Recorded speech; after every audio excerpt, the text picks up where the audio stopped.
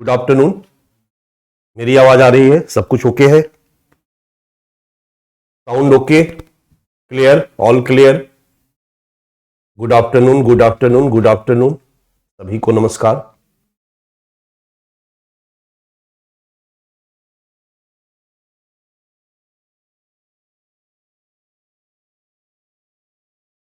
पढ़ाओ मत बच्चा, मैं अभी तुरंत खत्म करता हूं, मैं जल्दी खत्म कर दूंगा, 2-3 दिन में खत्म हो जाएगा। सोशल जस्टिस, चिंता नहीं करना है।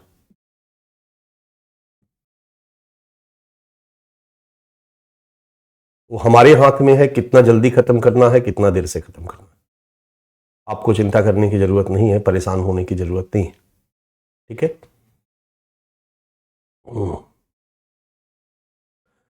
तबीयत थोड़ा सा बीपी की प्रॉब्लम थी बच्चा, अभी मैं ठीक हूं, बिल्कुल सही है। सलाम अलैकुम, वालेकुम अस्सलाम, जय श्री राम, राधे राधे, जय भीम, नमस्कार। क्लास को शुरू किया जाए। पहले एक बात बता दीजिए आप कि जो स्लाइड पे दिख रहा है, क्या हम लोगों को यहीं से शुरू करना है? यस, यस लिख करके भेजिए। जो स्लाइड पे दिख रहा है, भारत में स्वास्थ्य के समक्ष चुनौतियां और स्वास्थ्य सेवा क्षेत्र के समक्ष चुनौतियां या समस्याएं, अगर यहां से शुरू करना है तो यस लिख के भेजिए। यस लिख कर भेजिए, सभी सभी सभी सभी। यस, यस, यस, मैं ठीक हूं बच्चा, मैं ठीक हूं। ठीक है, ओके। हम लोगों ने पीछे के क्लास में 2 दिन गैप हो गया है, तो थोड़ा सा हम लोग पहले एक नजर डाल देते हैं। 1 से 2 मिनट लगेगा।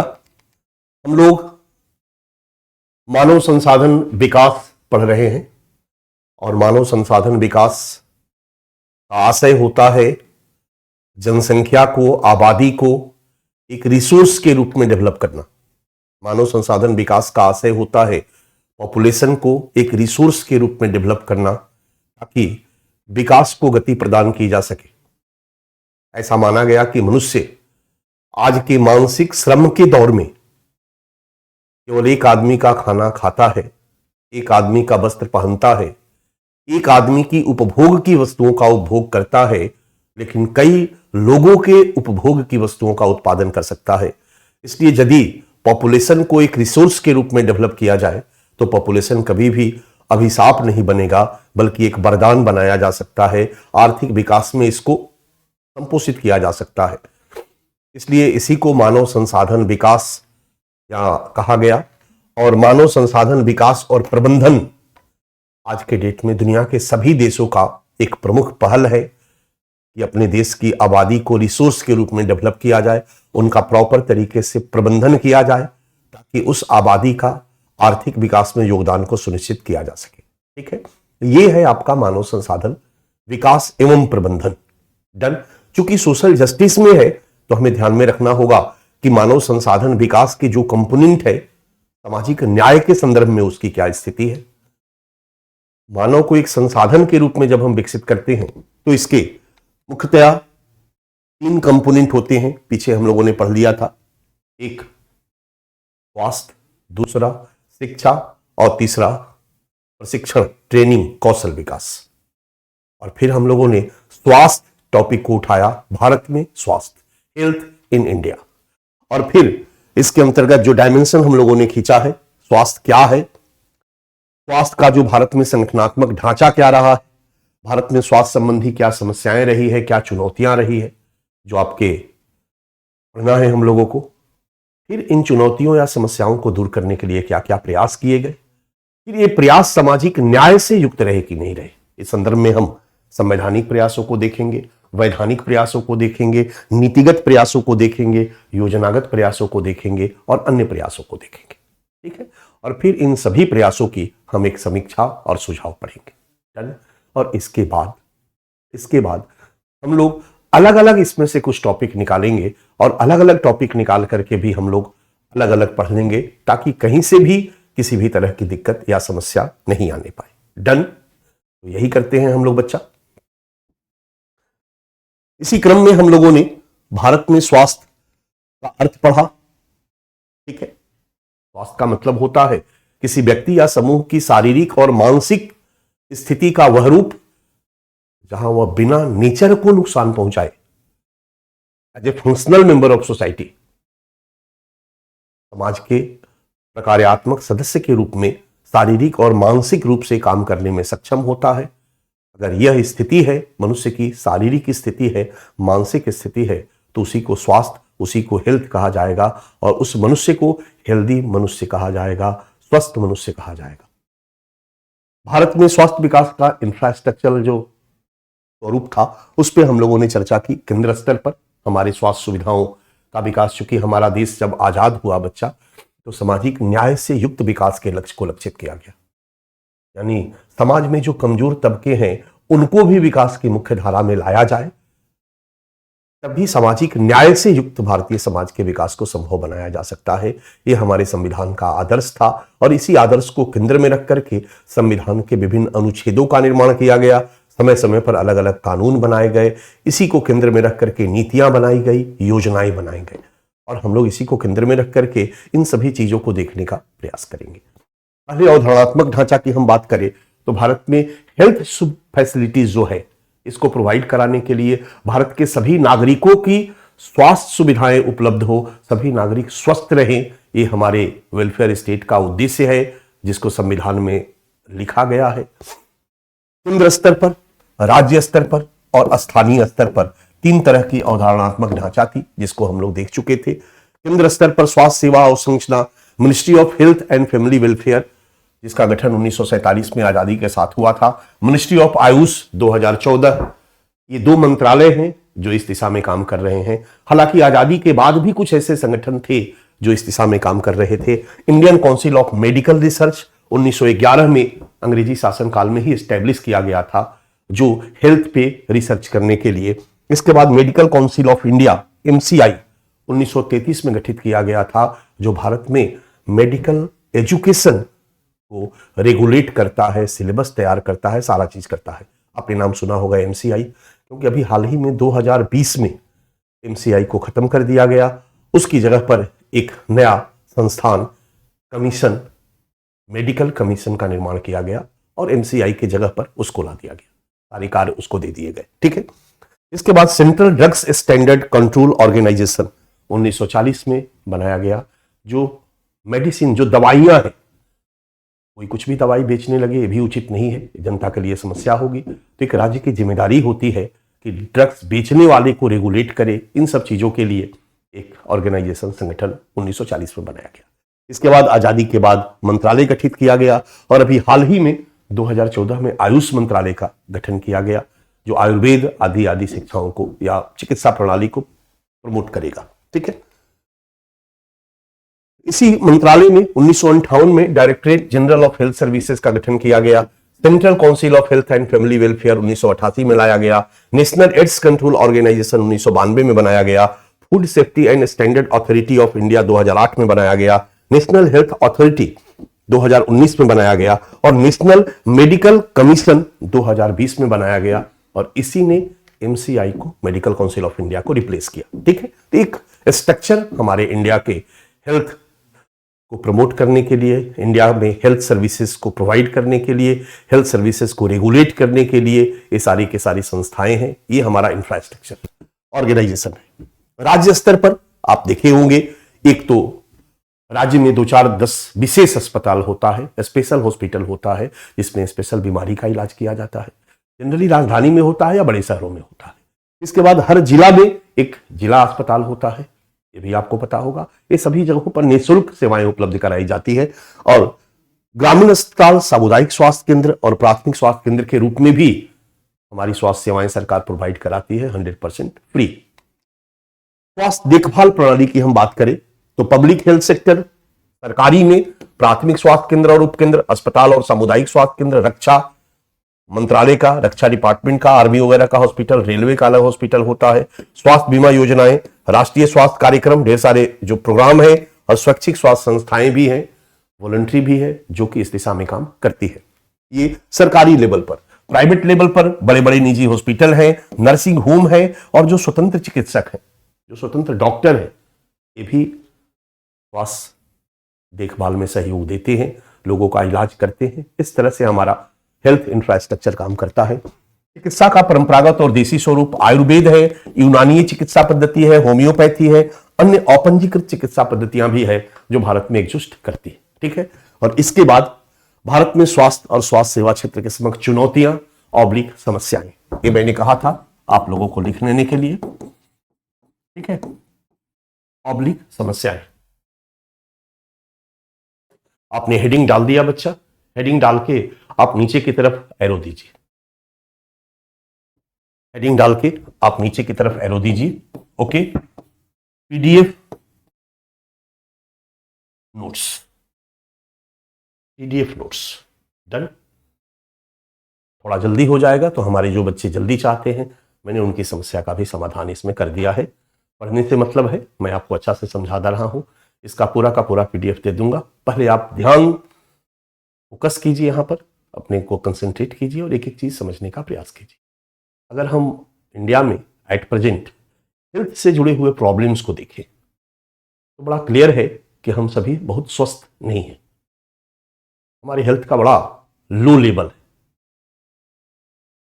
हेल्थ केयर इंडेक्स अभी 2024 आया है बच्चा, उसमें 94 कंट्री के आधार पर इंडेक्स जारी किया गया है और इंडिया का स्थान 45वें नंबर पर है। यानी हमसे 44 देश ऐसे हैं, 44 कंट्रीज ऐसी है जिनकी स्थिति हमसे बेहतर है। बताने की जरूरत नहीं है कि हमारा हेल्थ इंफ्रास्ट्रक्चर बहुत ही पुअर है। ठीक है, आपके सामने स्क्रीन पर भी आता रहेगा। भारत में 2014 में टीबी से 2 लाख लोग मरे, लगभग 2.25 लाख लोग मरे 2014 में, और 2021 में लगभग 5 लाख लोग मरे। इसका मतलब टीबी से मरने वालों की संख्या बढ़ी है, दुगनी हो गई है, घटी नहीं है। इसका मतलब है कि हम हेल्थ के क्षेत्र में बहुत सक्सेसफुल नहीं है। हमारा हेल्थ इंफ्रास्ट्रक्चर बहुत गड़बड़ है। सरकारी हॉस्पिटल में लोग कहते हैं गए कि मरे। पैसे वाले हैं जो प्राइवेट सेक्टर में अच्छे इलाज प्राप्त कर लेते हैं, लेकिन वहां पर भी बहुत ज्यादा रेगुलेशन का अभाव है, जिसके चलते हमारा गरीब तबका इन निजी अस्पतालों का लाभ नहीं ले पाता है, अच्छे स्वास्थ्य सुविधाओं का लाभ नहीं ले पाता है, क्योंकि ये पेड है। उसको सरकारी हॉस्पिटल में जाना पड़ता है और सरकारी हॉस्पिटल की दशा इतनी खराब है, ये बताने की हमें आपको जरूरत नहीं है। और हमारी आबादी आज के डेट में 142 करोड़ के आसपास है। अब सोचो कि 142 करोड़ आबादी के लिए जितना हेल्थ इंफ्रास्ट्रक्चर होना चाहिए वो बिल्कुल नहीं है। बीमारियों से ग्रस्त देशों में भारत 10 देशों में से एक है। अगर दुनिया में से सबसे अधिक बीमारी ग्रस्त देशों की गिनती की जाए तो भारत 10 देशों में से एक है। 2023 में हमारी जो लाइफ एक्सपेक्टेंसी थी, मैं तो अब लेटेस्ट डेटा ले रहा हूं 2023 में, उसके पहले तो बहुत पुअर था, 70.62 है। यूनाइटेड नेशन का डेटा है ये। जीवन प्रत्याशा और विश्व रैंकिंग में 2023 में हम 126वें नंबर पर, 126 नंबर पर है। 2011 का डेटा मैं आपको डेमोग्राफी पढ़ाते समय बता चुका हूं कि हमारे यहां मातृत्व मृत्यु दर, मैटरनल मोर्टेलिटी रेट 212 प्रति लाख जीवित जन्म है। शिशु मृत्यु दर 44 प्रति हजार जीवित जन्म है। 80 प्रति हजार ग्रामीण क्षेत्रों में है। हालांकि 2023 का आंकड़ा मैं यहां नहीं दे रहा हूं, 2023 में हमने काफी कुछ इंप्रूव किया, बट स्थिति बहुत अच्छी नहीं है। हमारा हेल्थ इंफ्रास्ट्रक्चर बहुत पुअर है। हमारे पूरे हेल्थ इंफ्रास्ट्रक्चर का लगभग 80% केवल नगर के लोगों को हेल्थ फैसिलिटी उपलब्ध कराते हैं। Total urban population approx 31%। Agree? लोग पढ़ चुके हैं बच्चा। 31% आबादी शहरों में रहती है और लगभग 69% आबादी, 68.8% आबादी गांव में रहती है। तो टोटल इंफ्रास्ट्रक्चर का 68%, 69% गांव के इलाज में होना चाहिए। और 31% शहर के इलाज में होना चाहिए। उल्टा है, टोटल मेडिकल इंफ्रास्ट्रक्चर का 80%, 80% डॉक्टर, 75% हेल्थ सेंटर, 31% आबादी के इलाज में लगे हुए हैं, शहर वालों के इलाज में लगे हुए हैं।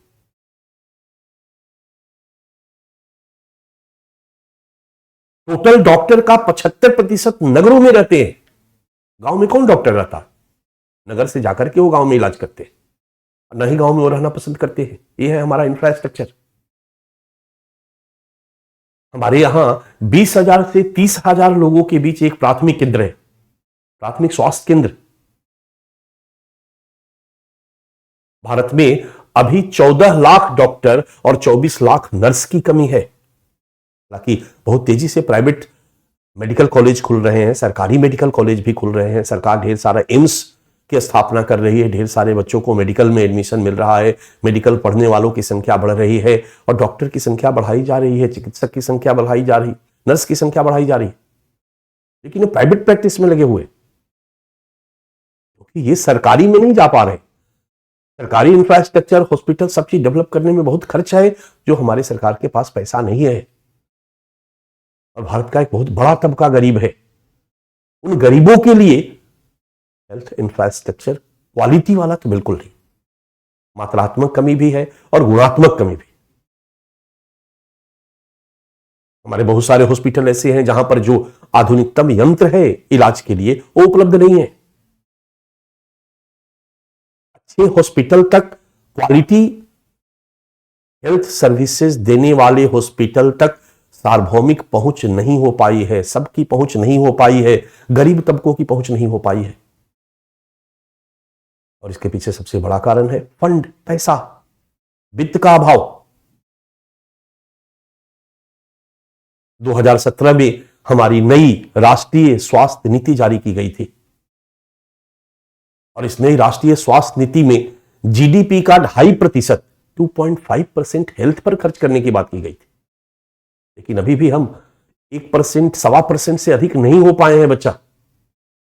1%, 1.25% से अधिक नहीं हो पाए हैं जीडीपी का। 2.5% लक्ष्य है और हम 1.25% खर्च कर रहे हैं। ये है हमारी हेल्थ संबंधी चुनौतियां, समस्याएं। हमारी हेल्थ सर्विसेज, वेलफेयर स्टेट का क्या मतलब है? ये लोकतंत्र है। यहां पर तंत्र या सरकार को लोकहित में काम करना है। लोकहित मतलब कुछ लोगों का हित नहीं, सबका हित। अमीर के साथ गरीब लोगों का इलाज को सुनिश्चित करना है, उनके लिए विशेष प्रयास करना है, तभी लोकहित संभव है, तभी सामाजिक न्याय से युक्त विकास संभव है, तभी सामाजिक न्याय से युक्त स्वास्थ्य विकास संभव है। क्योंकि विकास का एक प्रमुख कंपोनेंट है हेल्थ। जब भी मानव विकास सूचकांक की बात की जाती है बच्चा, तो हेल्थ एक प्रमुख कंपोनेंट है। एसडीजी की बात हम करते हैं, सतत विकास लक्ष्य की बात करते हैं, तो उसमें भी हेल्थ एक प्रमुख मेन कंपोनेंट है।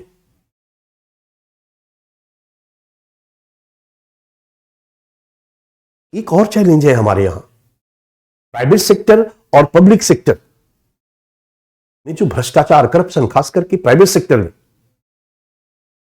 जो हेल्थ सर्विसेज में करप्शन है, मेडिसिन बेच दिया जाना। बहुत सारे ऐसे गांव में स्वास्थ्य केंद्र खुले हैं जहां डॉक्टर ही नहीं जाते हैं। गरीबों को फ्री में दवा बांटने के लिए दिया तो जाता है, लेकिन उसको भ्रष्टाचारी खा जाते हैं, बेच देते हैं।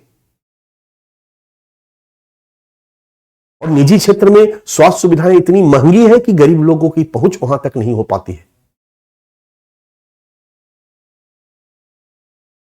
हमारे यहां अवेयरनेस की भी कमी है, हमारी जनता में अवेयरनेस की भी कमी है। बहुत सारे गांव ऐसे हैं, बहुत सारी पिछड़ी आबादी इतनी ज्यादा है कि बीमारी होने पर तो पहले ओझा के पास जाते हैं, तंत्र घरेलू इलाज करते हैं, और जब बीमारी गंभीर हो जाती है तब वो हॉस्पिटल में जाते हैं।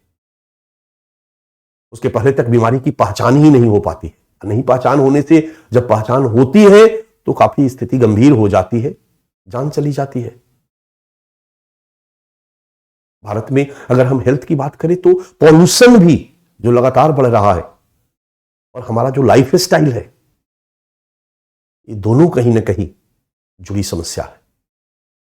क्योंकि पॉल्यूशन के कारण लगातार हमारे यहां लोग मर रहे हैं। कहा जाता है कि केवल दिल्ली में प्रति वर्ष लगभग 3,000 लोग केवल पॉल्यूशन से मरते हैं। बच्चा, दिल्ली में प्रति वर्ष 3,000 लोग पॉल्यूशन से मरते हैं।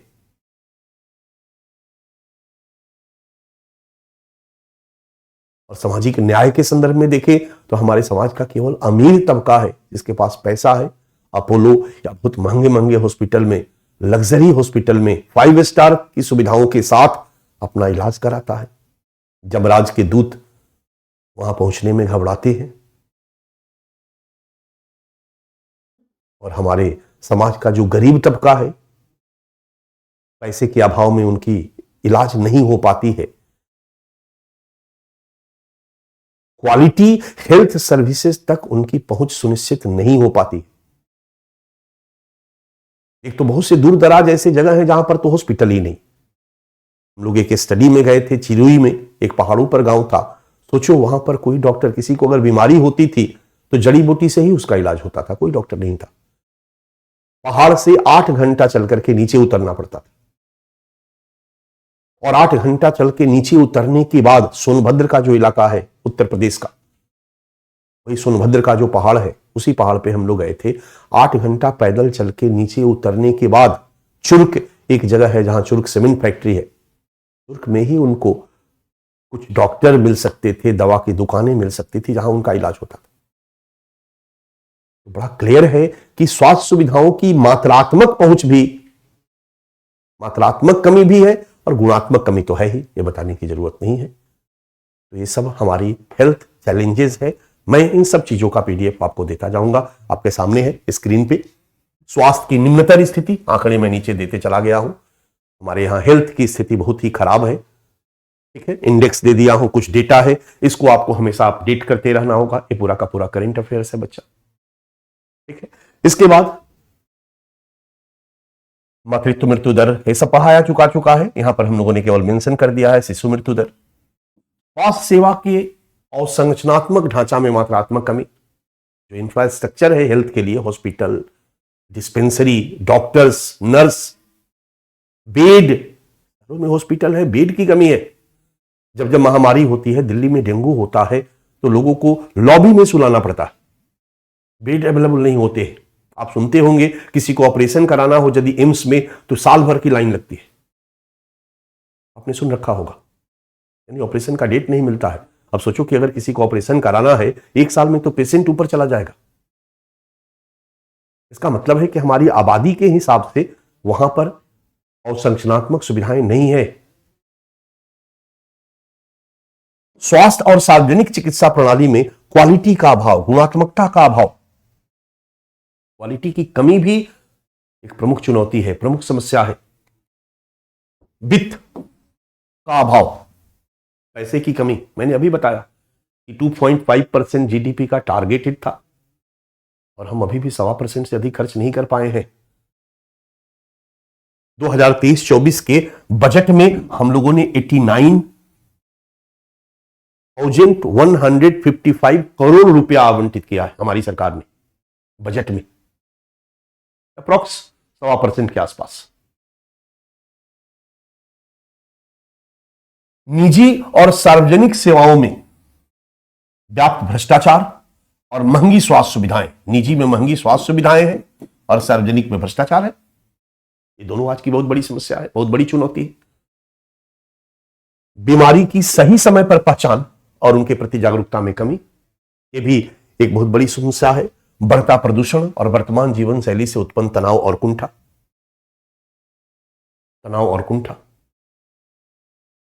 ये 7 पॉइंट में हमने लगभग चुनौतियों को शामिल किया है। ये हमारी स्वास्थ्य संबंधी चुनौतियां हैं और इन चुनौतियों के समाधान के लिए जो प्रयास किए जा रहे, एक तो लंबे समय से प्रयास चल रहा है, आजादी के बाद से ही प्रयास चल रहा है ताकि भारत के सभी लोगों को स्वास्थ्य सुविधाएं उपलब्ध कराई जा सके और सभी लोगों को स्वस्थ बनाया जा सके। तो किए गए प्रयास में हम इन्हीं प्रयासों की चर्चा करेंगे। तो हमारा अगला डायमेंशन है बच्चा, हेडिंग डालो, आप हेडिंग डालो। भारत में स्वास्थ्य सेवा के क्षेत्र में विकास हेतु किए गए प्रयास। भारत में स्वास्थ्य सेवा के क्षेत्र में विकास हेतु किए गए प्रयास।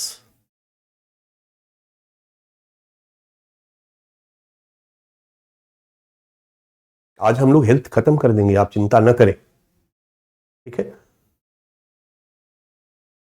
भारत में स्वास्थ्य सेवा के क्षेत्र में विकास हेतु किए गए प्रयास।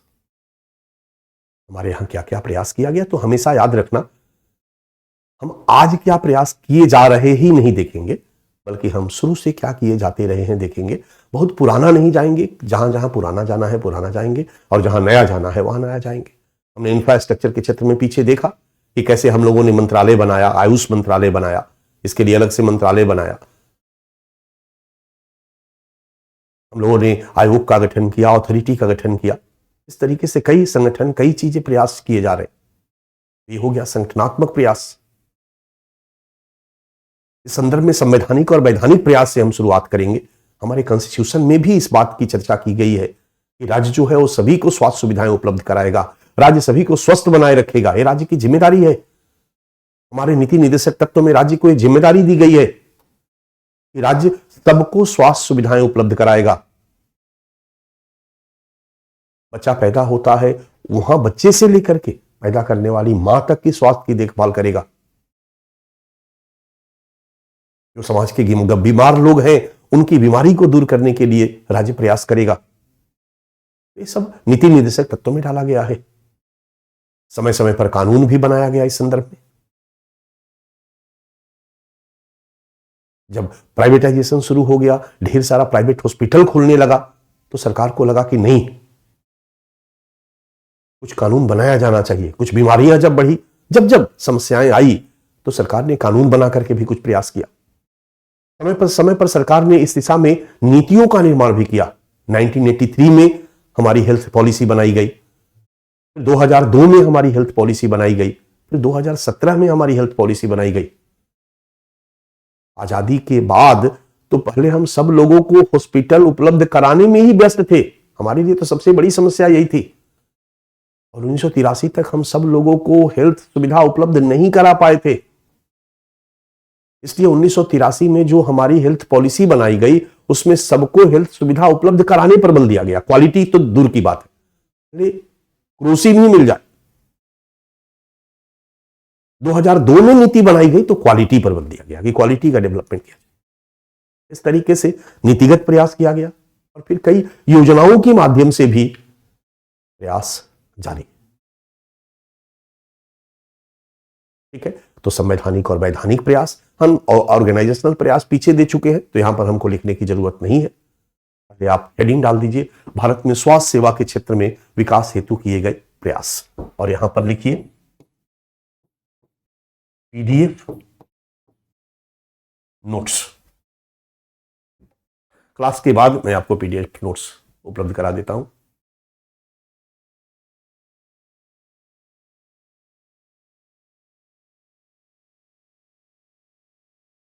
ठीक है, डन। संवैधानिक प्रयास, वैधानिक प्रयास एक साथ कर देंगे, नीतिगत प्रयास, योजनागत प्रयास, और फिर इन प्रयासों की हम लोग समीक्षा भी कर देंगे, मूल्यांकन कर देंगे।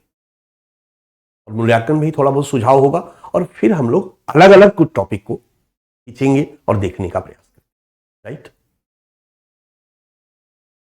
सबसे पहले आते हैं हम लोग संवैधानिक और वैधानिक प्रयास पर बच्चा। और मैंने पहले भी आपको कहा कि हमारे संविधान के नीति निर्देशक तत्व में राज्य को निर्देश दिया गया। हमेशा याद रखो, हम लोकतांत्रिक देश में रहते हैं। आजादी के बाद लोकतांत्रिक राजनीतिक व्यवस्था को स्वीकार किया गया, जहां जनता के चुने हुए प्रतिनिधि सरकार का निर्माण करेंगे, और वो जनता के हित में काम करेंगे, लोकहित में काम करेंगे। अब लोकहित क्या है, हम जनता का हित क्या है, ये जनता ने निर्धारित किया, ये जनता ने डिसाइड किया। कहां डिसाइड किया? तो जनता, अब सारा जनता तो एक साथ बैठ के डिसाइड कर नहीं सकती है बच्चा, तो जनता के चुने हुए प्रतिनिधियों ने सबसे पहले संविधान का निर्माण किया। जनता के चुने हुए प्रतिनिधियों ने संविधान का निर्माण किया और संविधान में जनता का हित किसमें है इसकी चर्चा की, जिनको हम मौलिक अधिकार की संज्ञा देते हैं। तो फंडामेंटल राइट्स कि वो संविधान का अंग है जहां जनता के हितों की चर्चा की गई।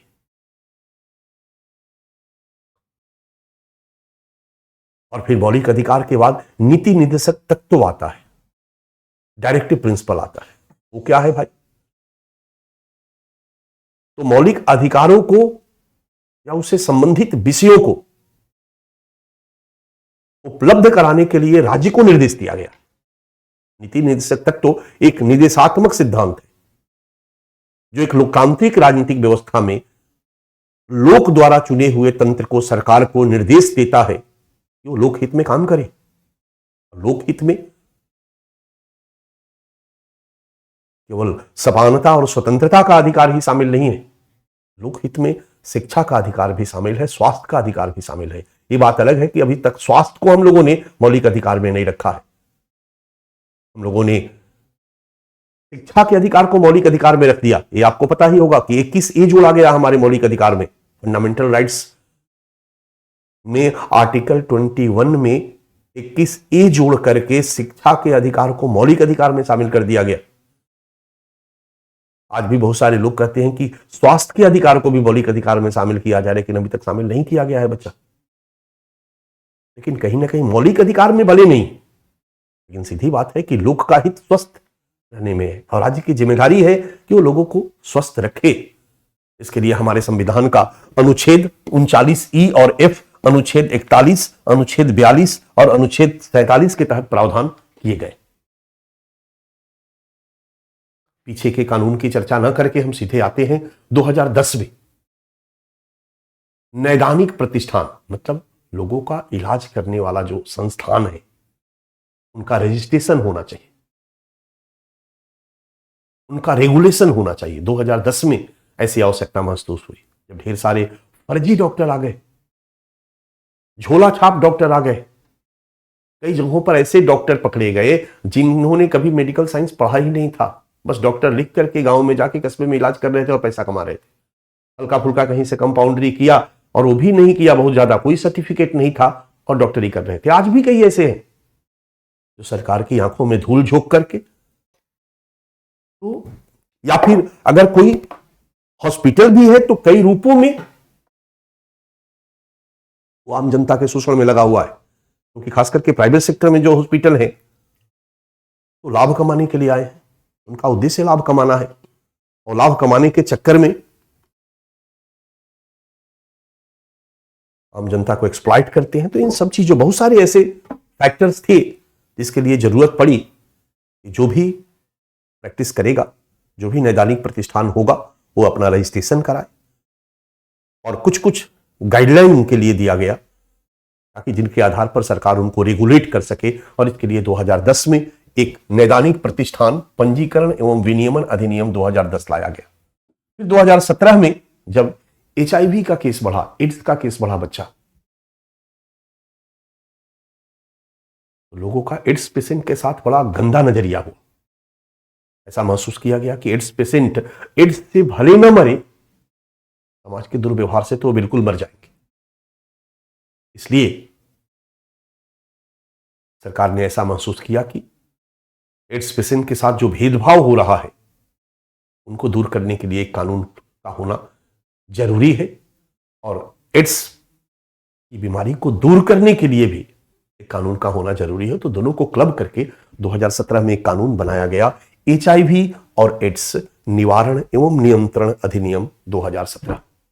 इस कानून में 2-3 पॉइंट मैंने केवल दे दिया है मिनिमम। इस कानून में HIV संक्रमित लोगों के विरुद्ध भेदभाव करना अपराध की श्रेणी में शामिल किया गया। अगर कोई भी एड्स पेशेंट है और उसके साथ अगर कोई भेदभाव करता है तो क्राइम होगा, वो जेल जाएगा। HIV संबंधित परीक्षण और उपचार पूर्व रोगी की सहमति अनिवार्य है। अगर कोई भी व्यक्ति का एड्स या HIV पॉजिटिव है कि नहीं है, इसका अगर टेस्ट करना है तो बिना उसकी मर्जी के आप नहीं कर सकते हैं।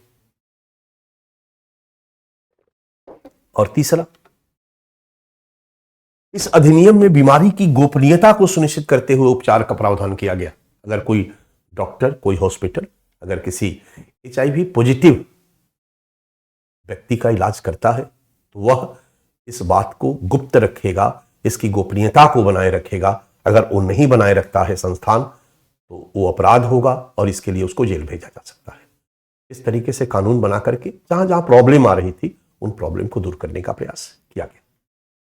इसके बाद 2020 में एक राष्ट्रीय चिकित्सा आयोग बनाया गया, एक नेशनल मेडिकल कमीशन बनाया गया।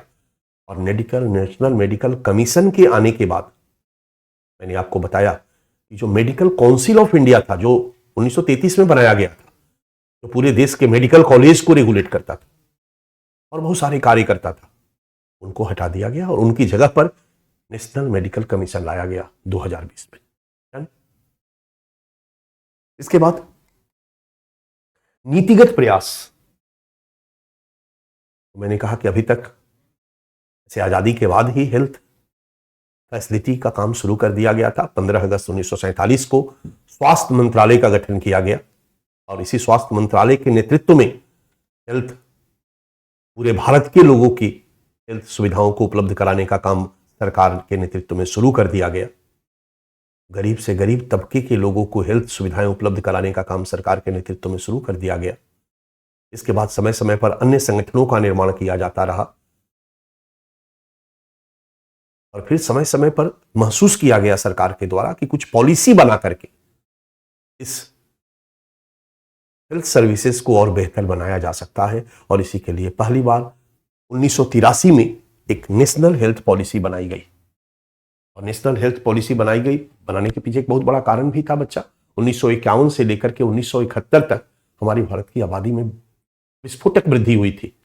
हम लोगों ने डेमोग्राफी पढ़ते समय पढ़ा था कि जनसंख्या विस्फोट का काल माना जाता है। इसलिए हमारे पास जितनी भी हेल्थ फैसिलिटी थी, जितने भी हेल्थ इंफ्रास्ट्रक्चर थे, वो इस बढ़ती जनसंख्या के सामने कम पड़ गए। यानी हमारे पास जितनी आबादी थी उनके लिए प्रॉपर इलाज करने के लिए डॉक्टर नहीं था, नर्स नहीं था, हॉस्पिटल नहीं था, मेडिसिन नहीं था, हेल्थ सेंटर नहीं था। तो सबसे पहले तो जरूरी था कि बढ़ती आबादी के लिए ये सारी चीजों को बढ़ाई जाए।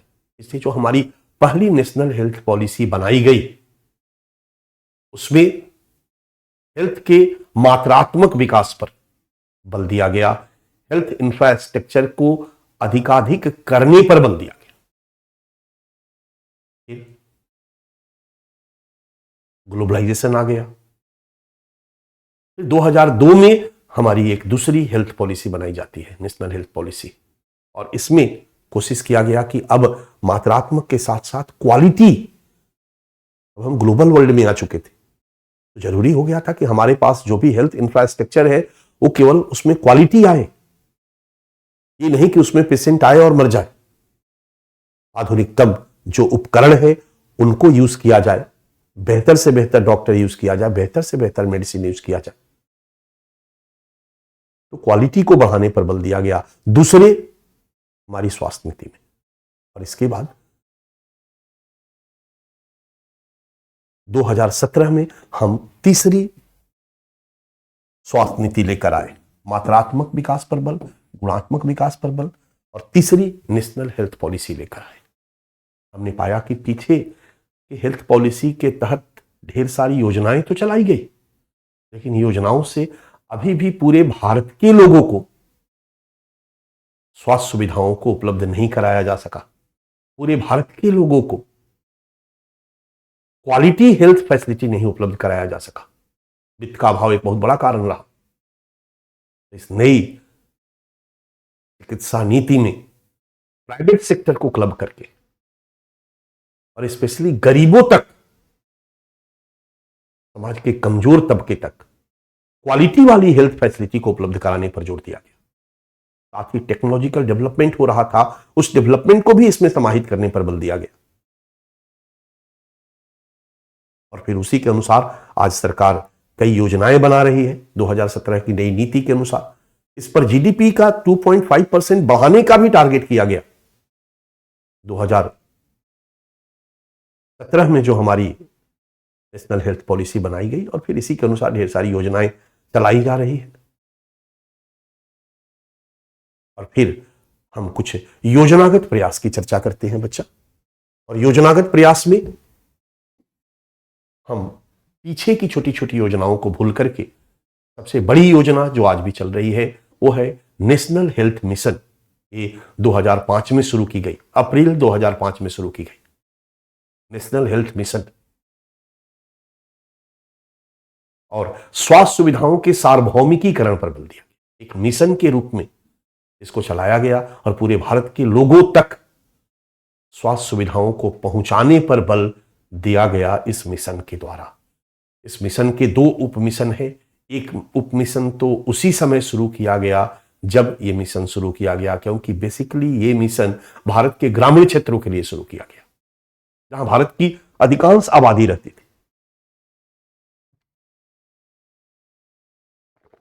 उसको नाम दिया गया राष्ट्रीय ग्रामीण स्वास्थ्य mission, national rural health mission. और फिर 2013 में जहां भारत की 30% आबादी रहती है, शहरों पर केंद्रित करके इस मिशन को विस्तारित किया गया और इसको नाम दिया गया राष्ट्रीय शहरी स्वास्थ्य mission, national urban health mission 2013। और आज स्वास्थ्य विकास के क्षेत्र में अगर कहा जाए तो सबसे बड़ा जो प्रोजेक्ट है, बड़ा प्रोग्राम जो है वो है नेशनल हेल्थ मिशन। इसके तहत कई योजनाएं चलाई जा रही है। इस मिशन के अंतर्गत कई योजनाएं क्लब है। जननी शिशु सुरक्षा योजना, जननी सुरक्षा योजना है ना, JSSY, कई योजनाएं आप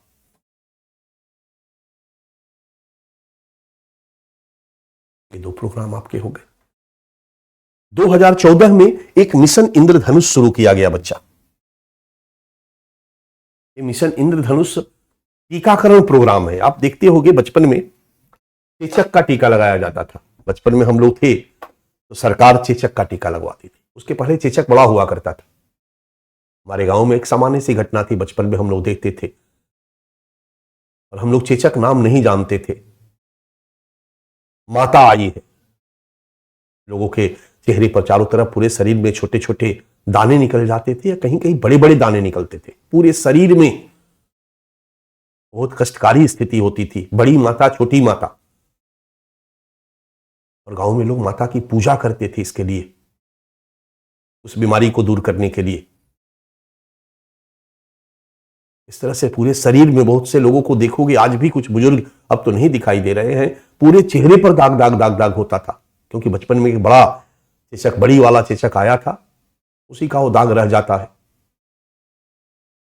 इसलिए सरकार ने चेचक का टीकाकरण शुरू किया धीरे धीरे। इसके बाद फिर अब आज के डेट में तो बच्चे का पूरा बुकलेट बन जाता है। शहरों में बच्चा अगर पैदा लेता है प्राइवेट हॉस्पिटल में, डिस्पेंसरी में, तो उसका पूरा हेल्थ एक बुकलेट बनता है। शुरू के 2-3 साल तक उसको टीका लगता है, अलग अलग टीका। पोलियो ड्रॉप सरकार करवाती है, चेचक का टीका भी सरकार करवाती है, और हॉस्पिटल में लगता है कई टीका। प्राइवेट सेक्टर में अच्छा वाला होता है, महंगा वाला टीकाकरण होता है। 2014 में मिशन इंद्रधनुष के रूप में एक संपूर्ण टीकाकरण कार्यक्रम शुरू किया गया, जिसका उद्देश्य था पूरे भारत की आबादी, जितने भी बच्चे पैदा ले रहे, 100% लोगों का टीकाकरण किया। ये भी एक प्रमुख योजना है टीकाकरण के क्षेत्र में। जब हमारे देश के प्रधानमंत्री नरेंद्र मोदी जी 2014 में आए, उस समय हमारे हेल्थ से जुड़ी हुई समस्या थी गरीबों की, क्योंकि गरीब बेचारे सरकारी हेल्थ इंफ्रास्ट्रक्चर का ही लाभ ले पाते थे और सरकारी की क्वालिटी बड़ी खराब होती थी। वो प्राइवेट सेक्टर के हॉस्पिटल में नहीं जा पाते थे, अपोलो में इलाज नहीं करवा पाते थे, और सरकार के पास उतने लोगों के को हेल्थ फैसिलिटी पहुंचाने के लिए पैसा भी नहीं था कि अलग अलग हॉस्पिटल खोले। तो हॉस्पिटल खोलने, डॉक्टर रखने, नर्स रखने पर जितना खर्च आता है, प्लस फ्री में दवा देने पर जितना खर्च आता है, उससे कम पैसा खर्च करके हम प्राइवेट सेक्टर के साथ टाई अप करके और गरीबों को मुफ्त में इलाज करवा सकते हैं। सरकार ने इस पर काम करना शुरू किया। समाज का जो गरीब तबका है, जो बीपीएल तबका है, उनको हम भारत के टॉप प्राइवेट हॉस्पिटल में, के टॉप प्राइवेट हॉस्पिटल में हम कैसे उनके मुफ्त इलाज को सुनिश्चित कर सके। अब मुफ्त इलाज को सुनिश्चित करने के लिए बेस्ट उपाय है बीमा। 2018 में हमारी सरकार ने विश्व की सबसे बड़ी बीमा योजना, स्वास्थ्य बीमा योजना को शुरू किया, जिसका नाम दिया गया आयुष्मान भारत योजना। प्रधानमंत्री जन आरोग्य योजना, ये भी नाम इसका दिया जाता है। 2018 आयुष्मान भारत योजना। इसलिए आज के डेट में अगर हम सेपरेट टॉपिक की बात करें तो एक आपका एक इंपॉर्टेंट टॉपिक है आयुष्मान भारत योजना 2018। यहां से सेपरेट प्रश्न पूछा जा सकता है। यह दुनिया का सबसे बड़ा स्वास्थ्य बीमा योजना है। यहां बीपीएल परिवार के प्रति परिवार 5 लाख रुपए का बीमा कवरेज दिया जाता है और इसमें ढेर सारे प्राइवेट हॉस्पिटल को भी जोड़ दिया गया, अपोलो को भी, आप समझ रहे हो, जो भी बढ़िया बढ़िया प्राइवेट हॉस्पिटल है उसको इसमें जोड़ा गया। अब कोई भी गरीब इसके पास एक कार्ड इसमें जारी किया जाता है, अगर कार्ड है तो वो इस प्राइवेट हॉस्पिटल में जाएगा, कार्ड दिखाएगा और फ्री में 5 लाख रुपए तक का इलाज करा देगा और फ्री में दवा भी दिया जाएगा और उस पैसे का भुगतान सरकार करेगी। अब समझ में आ रहा है मेरी बात? उस पैसे का भुगतान सरकार करेगी। बिल्कुल शुल्क रहित योजना है, एक भी रुपया खर्च नहीं करना पड़ेगा। ये नहीं कि पेशेंट पहले खर्च किया और फिर बाद में उस पैसे को लेने के लिए, ऐसा नहीं। गरीब बेचारा कहां से कर पाएगा? हमारी सरकार ने इस बात को समझा। हम गाड़ी का बीमा कराते हैं तो क्या होता है, हम जाकर के गाड़ी को ठीक करवाते हैं, 1 लाख रुपया है, 90,000 रुपया अगर बीमा कंपनी दे रही है तो हमें 10,000 देना पड़ता है। ये निःशुल्क है ना, और 90,000 रुपया गाड़ी वाले को बीमा कंपनी से मिल जाएगा, उसके अकाउंट में आ जाएगा।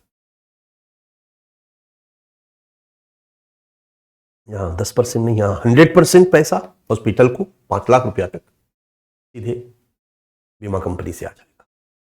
यह है आयुष्मान भारत योजना। और एक और योजनागत प्रयास जो कि 2021 में हमारे प्रधानमंत्री के द्वारा किया गया, तो आज का टेक्नोलॉजी है, ऐप का दौर है, हर चीज ऑनलाइन सर्विसेज उपलब्ध कराई जा रही है। खास करके जब कोविड हुआ, कोविड ने पहले भी हमारी हेल्थ इंफ्रास्ट्रक्चर की कलई खुलती रही है। जब जब कोई आपदा, हेल्थ संबंधी आपदा आता रहा, जब जब कोई महामारी, डेंगू आदि आता रहा, तो हर शहर में जहां भी डेंगू आया, आपने सुना होगा, हमारी पूरी हेल्थ इंफ्रास्ट्रक्चर ध्वस्त हो गई। पेशेंट के लिए बेड नहीं है, पेशेंट लॉबी में पड़ा हुआ है। कोविड में तो खैर बताने की जरूरत नहीं, ये तो वैश्विक महामारी थी और ये ऐसी महामारी थी जहां लोग एक दूसरे के संपर्क में नहीं जा रहे थे। और कोविड के पीरियड में ही ऑनलाइन क्लास भी शुरू हुआ बहुत तेजी से। आपने देखा होगा यूट्यूब का दौर इसी कोविड का दिन है, इतनी तेजी से लोगों ने यूट्यूब पर क्लास लेना शुरू कर दिया।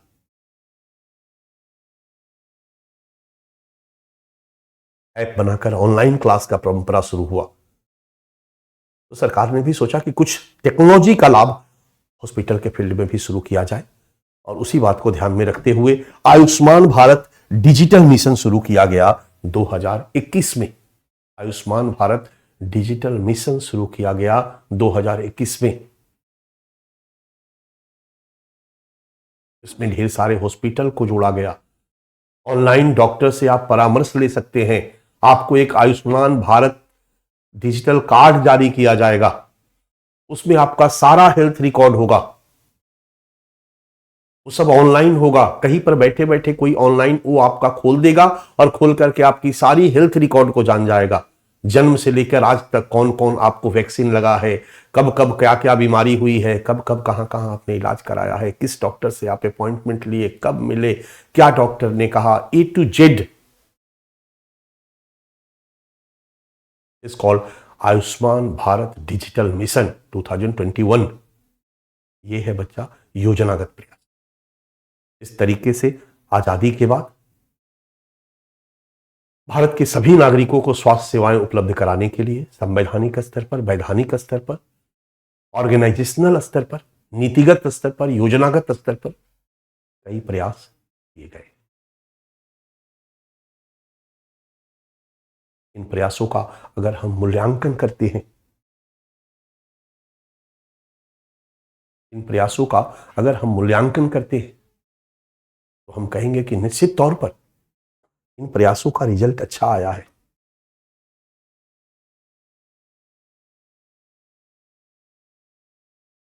इन प्रयासों से भारत के ढेर सारे लोगों को मेडिकल सेवाएं उपलब्ध हुई है, लगभग लोगों को उपलब्ध हुई है।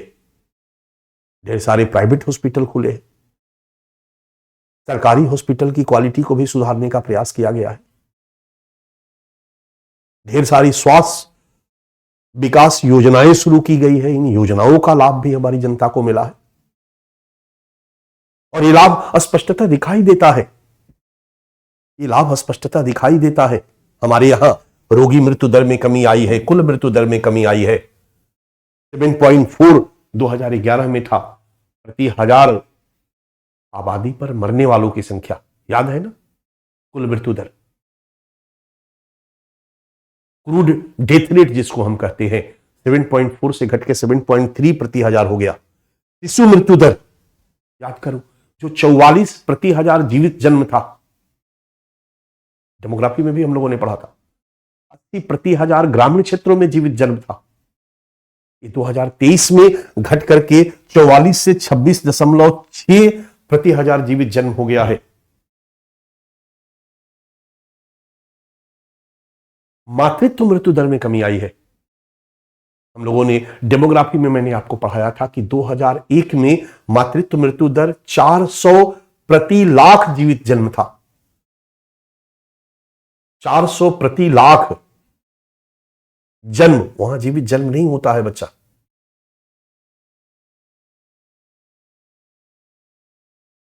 एक लाख बच्चा पैदा करने वाली महिलाओं में से 400 मर जाती थी। 2011 में 212 प्रति लाख मातृत्व मृत्यु दर है, मैटरनल मोर्टेलिटी रेट घटा, सुधार हुआ। ये सब इन प्रयासों से ही सुधार हुआ। 400 से 212 और 2023 का डेटा कहता है मैटरनल मोर्टेलिटी रेट, मातृत्व मृत्यु दर 52 प्रति लाख, 2023 का डेटा है। तो निश्चित तौर पर सुधार हुआ है। महामारी जैसी स्वास्थ्य समस्याओं का समाधान संभव हुआ है। टीबी, मलेरिया जैसी कई बीमारियों पर नियंत्रण संभव हुआ है। सब हम अचीवमेंट गिनवा देंगे जैसे हम समीक्षा करते हैं, मूल्यांकन करते हैं, आपको पता है, फिर पैरा चिन्ह करके लिखेंगे। परंतु अभी भी हम अपेक्षित लक्ष्य से दूर है, क्योंकि हम जो उपलब्धियां गिना रहे हैं वो भारत में पहले की अवस्था से आज की अवस्था के बीच जो डिफरेंस है उसको गिना रहे हैं कि पहले से हमारे यहां सुधार हुआ। लेकिन हम समीक्षा करेंगे तो हम उपलब्धियां और कमियां दोनों गिनाएंगे, और कमियों को जब हम देखेंगे तो हम विकसित देशों से तुलना करेंगे, विश्व औसत से तुलना करेंगे। और आज भी विकसित देशों की तुलना में हम बहुत पीछे हैं।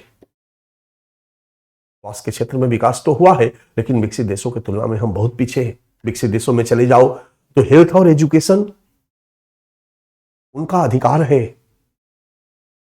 वहां पैदा लेने वाला कोई भी बच्चा को best hospital facility, best education government provide कराती है, 100% फ्री प्रोवाइड कराती है।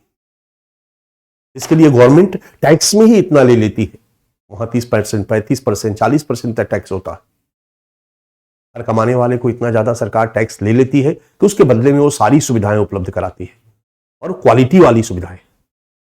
हमारे यहां जो सरकारी सुविधाएं उपलब्ध कराई जा रही है हॉस्पिटल के संदर्भ में, वो कितनी क्वालिटी वाली है ये मुझे आपको बताने की जरूरत नहीं है। हमारे यहां जब भी कोई, आज भी कोई महामारी होती है तो क्या स्थिति होती है ये भी आपको बताने की जरूरत नहीं है।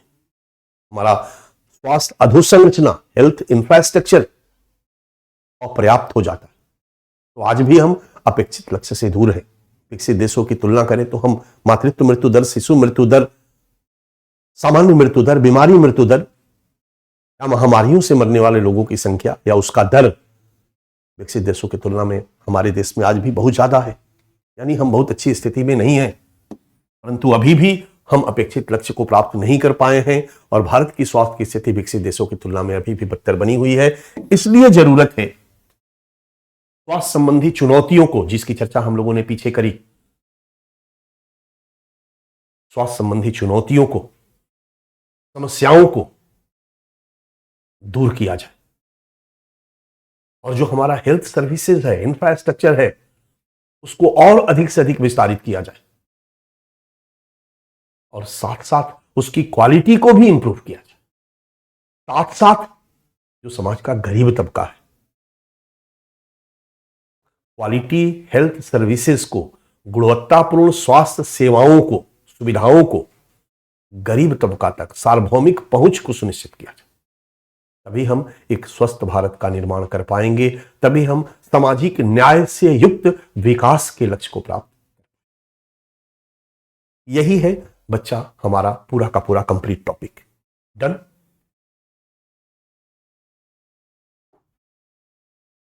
हम लोगों को हेल्थ में इतना ही पढ़ना है, आपको क्लियर हो चुका होगा ऑलमोस्ट।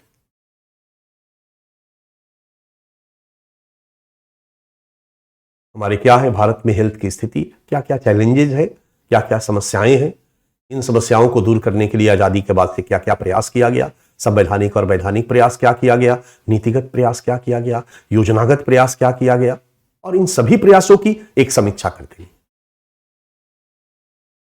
और दिखाना है कि आज भी हमारा भारत का गरीब तबका तक हेल्थ सर्विसेज तो उपलब्ध हुई है, पहुंचा है, लेकिन अभी भी क्वालिटी वाली हेल्थ सर्विसेज वो नहीं पहुंच पाया है, वो अभी भी इनसे दूर है।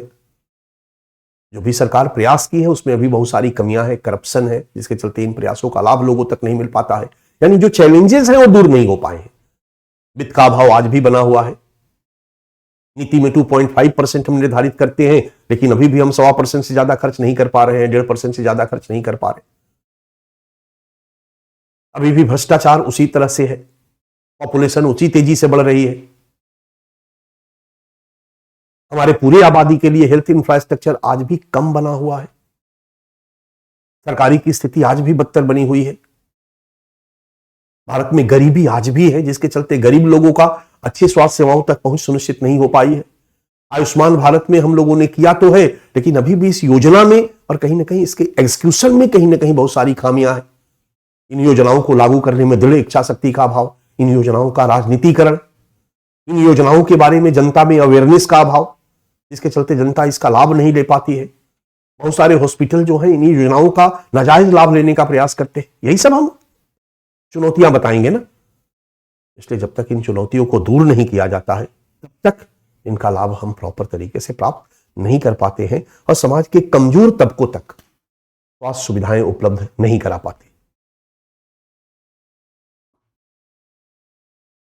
अच्छा, ये है हम लोगों का हेल्थ इंफ्रास्ट्रक्चर के बारे में, हेल्थ सर्विसेज के बारे में सारी बातें। अब इसी में से कुछ अलग अलग टॉपिक हम लोग मैंने आपको तैयार कर दिया है, ताकि हम सुरक्षा के तौर पर कुछ अलग टॉपिक पर भी हम पढ़ने का प्रयास करेंगे, पकड़ बनाने का प्रयास करेंगे। ठीक है, और ये अलग टॉपिक है। सबसे पहला टॉपिक आप हेडिंग डालिए, राष्ट्रीय स्वास्थ्य नीति। आपका एक टॉपिक हो गया बच्चा, राष्ट्रीय स्वास्थ्य नीति 2017। इसके बारे में हमने एक हल्का सा ब्रीफ कर दिया। इसके बारे में हमने हल्का सा ब्रीफ कर दिया कि जो भी हमारा पब्लिक हेल्थ इंस्टीट्यूशन था, सरकारी स्वास्थ्य संस्थाएं थी, चाहे वो सामुदायिक केंद्र हो, स्वास्थ्य केंद्र हो, ग्रामीण स्वास्थ्य केंद्र हो, सरकार का जिला हॉस्पिटल हो, इन सबको फिर से रीओरिएंटेशन करना और इनको और बेहतर बनाना, ताकि लोगों तक हमारी शिक्षा नीति का जो प्रमुख उद्देश्य है यही है कि हमारे पास जितनी भी सरकारी फैसिलिटी है, हम अगर आपको समझाते चलते हैं। इसका मुख्य उद्देश्य है भारत में सार्वजनिक स्वास्थ्य देखभाल प्रणाली, सार्वजनिक मतलब public health care system, public health care system, देश भर में पब्लिक हेल्थ केयर सिस्टम हमारी 2017 में एक national policy, national health policy बनाई गई, जिसका मुख्य उद्देश्य रहा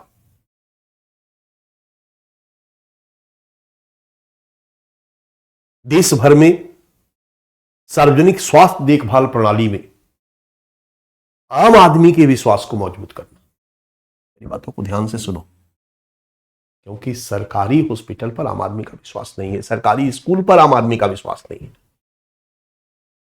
लोग मान के चलते हैं कि भैया सब जगह जाना, सरकारी हॉस्पिटल में मत जाना। आज की डेट में जो एक अप्रोच विकसित हुआ है कि सरकारी में नहीं जाना है, पैसा अगर है तो आप प्राइवेट में इलाज कराएंगे। आज के डेट में हमारे यहां जितने लोगों के पास भी पैसा है वो अपने बच्चे को ना तो सरकारी स्कूल में पढ़ने के लिए भेजना पसंद करते हैं, ना ही सरकारी हॉस्पिटल में इलाज कराना पसंद करते हैं। याद करो, इलाहाबाद हाईकोर्ट का एक डिसीजन आया हुआ था, उसमें हमारे प्राथमिक विद्यालयों की स्थिति में सुधार के संदर्भ में डिसीजन आया हुआ था, जिसमें कोर्ट ने कहा कि हमारे जितने भी सरकारी अधिकारी हैं वो अपने बच्चे को इन स्कूल में पढ़ाएं। ये चर्चाएं भी चली थी कि इन सरकारी शिक्षण संस्थानों को देखने वाले जो अधिकारी कर्मचारी हैं, ये अनिवार्य कर दिया जाए, ये कंपलसरी हो कि भारत के जितने भी सरकारी नौकरी करने वाले लोग हैं वो सभी अपने बच्चों को सरकारी स्कूल में पढ़ाएंगे,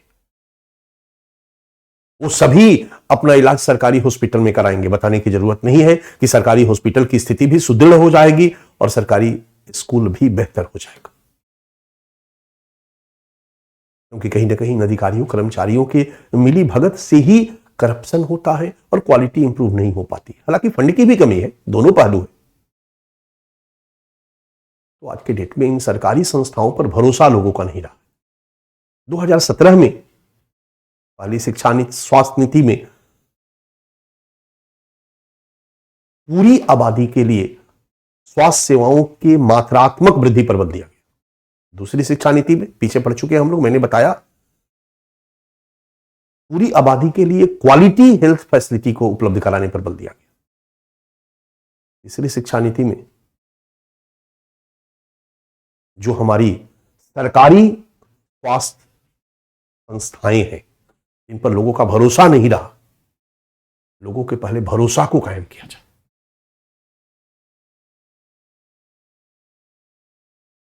क्योंकि जब तक भरोसा नहीं बनेगा तब तक लोग जाएंगे नहीं, और मुफ्त दवा, मुफ्त इलाज और जो भी जरूरी स्वास्थ्य सेवाएं हैं उन तक भारत के गरीब से गरीब लोगों की पहुंच को सुनिश्चित की जाए, उनको सार्वभौमिक रूप से मुहैया कराया जाए। ठीक है, इसलिए भारत में सार्वजनिक स्वास्थ्य देखभाल प्रणाली में आम आदमी के विश्वास को मजबूत करना और सबके लिए अच्छे स्वास्थ्य एवं कल्याण के लक्ष्य को प्राप्त करना,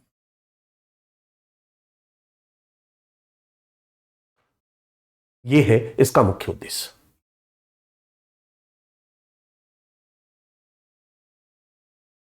इसके प्रावधान सबसे पहले फोकस किया गया कि जितने भी लोक स्वास्थ्य संस्थाएं हैं उनको बेहतर किया जाए, लोक स्वास्थ्य संस्थाओं को बेहतर किया जाए, ताकि जो वहां पर मुफ्त इलाज होता है, मुफ्त दवाएं दी जाती है, जरूरी स्वास्थ्य सेवाएं दी जाती है,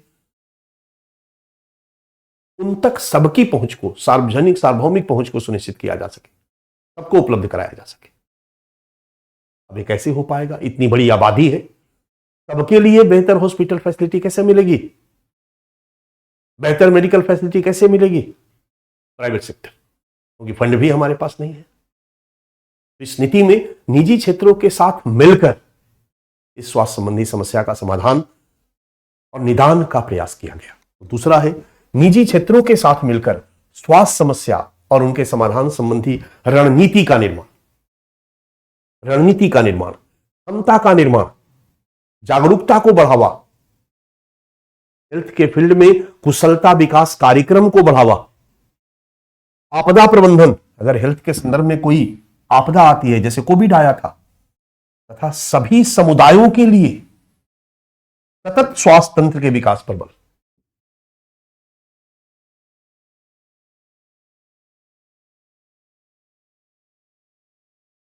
सामाजिक न्याय ये भी जरूरी है, इसलिए इस नीति में मुफ्त रोग निदान, मुफ्त दवाई, मुफ्त इमरजेंसी सर्विसेज सभी सरकारी हॉस्पिटल में मुहैया कराने पर बल दिया गया।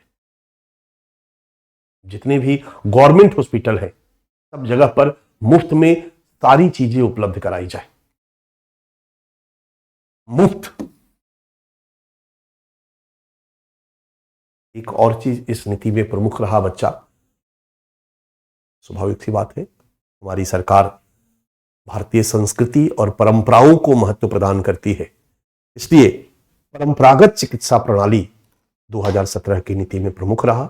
2017 की नीति में इस बात पर बल दिया गया कि सरकार परंपरागत चिकित्सा प्रणाली को प्रमोट करेगी, आयुर्वेद को प्रमोट करेगी, होम्योपैथ को प्रमोट करेगी, यूनानी चिकित्सा पद्धति को प्रमोट करेगी, प्राकृतिक चिकित्सा पद्धति को प्रमोट करेगी, इनके विकास पर बल देगी। इससे सरकार ने आयुर्वेद को बहुत ज्यादा प्रमोट किया है। सरकार ने ढेर सारे आयुर्वेद के हॉस्पिटल खोले हैं, आयुर्वेद से लोगों की मेडिकल की पढ़ाई चल रही है, आयुर्वेद को एलोपैथ से क्लब किया जा रहा है, ताकि आयुर्वेद पढ़ने वाला डॉक्टर भी एलोपैथ के बारे में जानकारी रखे, दवाई दे और लोगों का इलाज बेहतर तरीके से कर सके। इस नई शिक्षा नीति में इस आयुर्वेद के विकास पर भी बल दिया गया, योगा के विकास पर बल दिया गया बच्चा। इसके बाद इस नई शिक्षा नीति का एक और प्रावधान रहा इसमें कि जितने भी सोर्स हैं, हमारे सोर्स मतलब मेडिकल से संबंधित सोर्स, अगर 100 रुपया मेडिकल के लिए है तो उसका 2/3 जो है ना, वो प्राथमिक स्वास्थ्य केंद्र पर किया जाए। जो आपके हर गांव में प्राथमिक स्वास्थ्य केंद्र होता है उस पर खर्च किया जाए। वो उपेक्षित हो गया है, कोई लोग वहां जाना नहीं चाहता है। प्राथमिक स्वास्थ्य केंद्र केवल नाम मात्र का रह गया है, उसको महत्व प्रदान किया जाए। वहां पर केवल सामान्य देखभाल ही नहीं, वहां पर बाकी जांच भी उपलब्ध, कुछ जांच वगैरह भी उसमें उपलब्ध कराई जाए।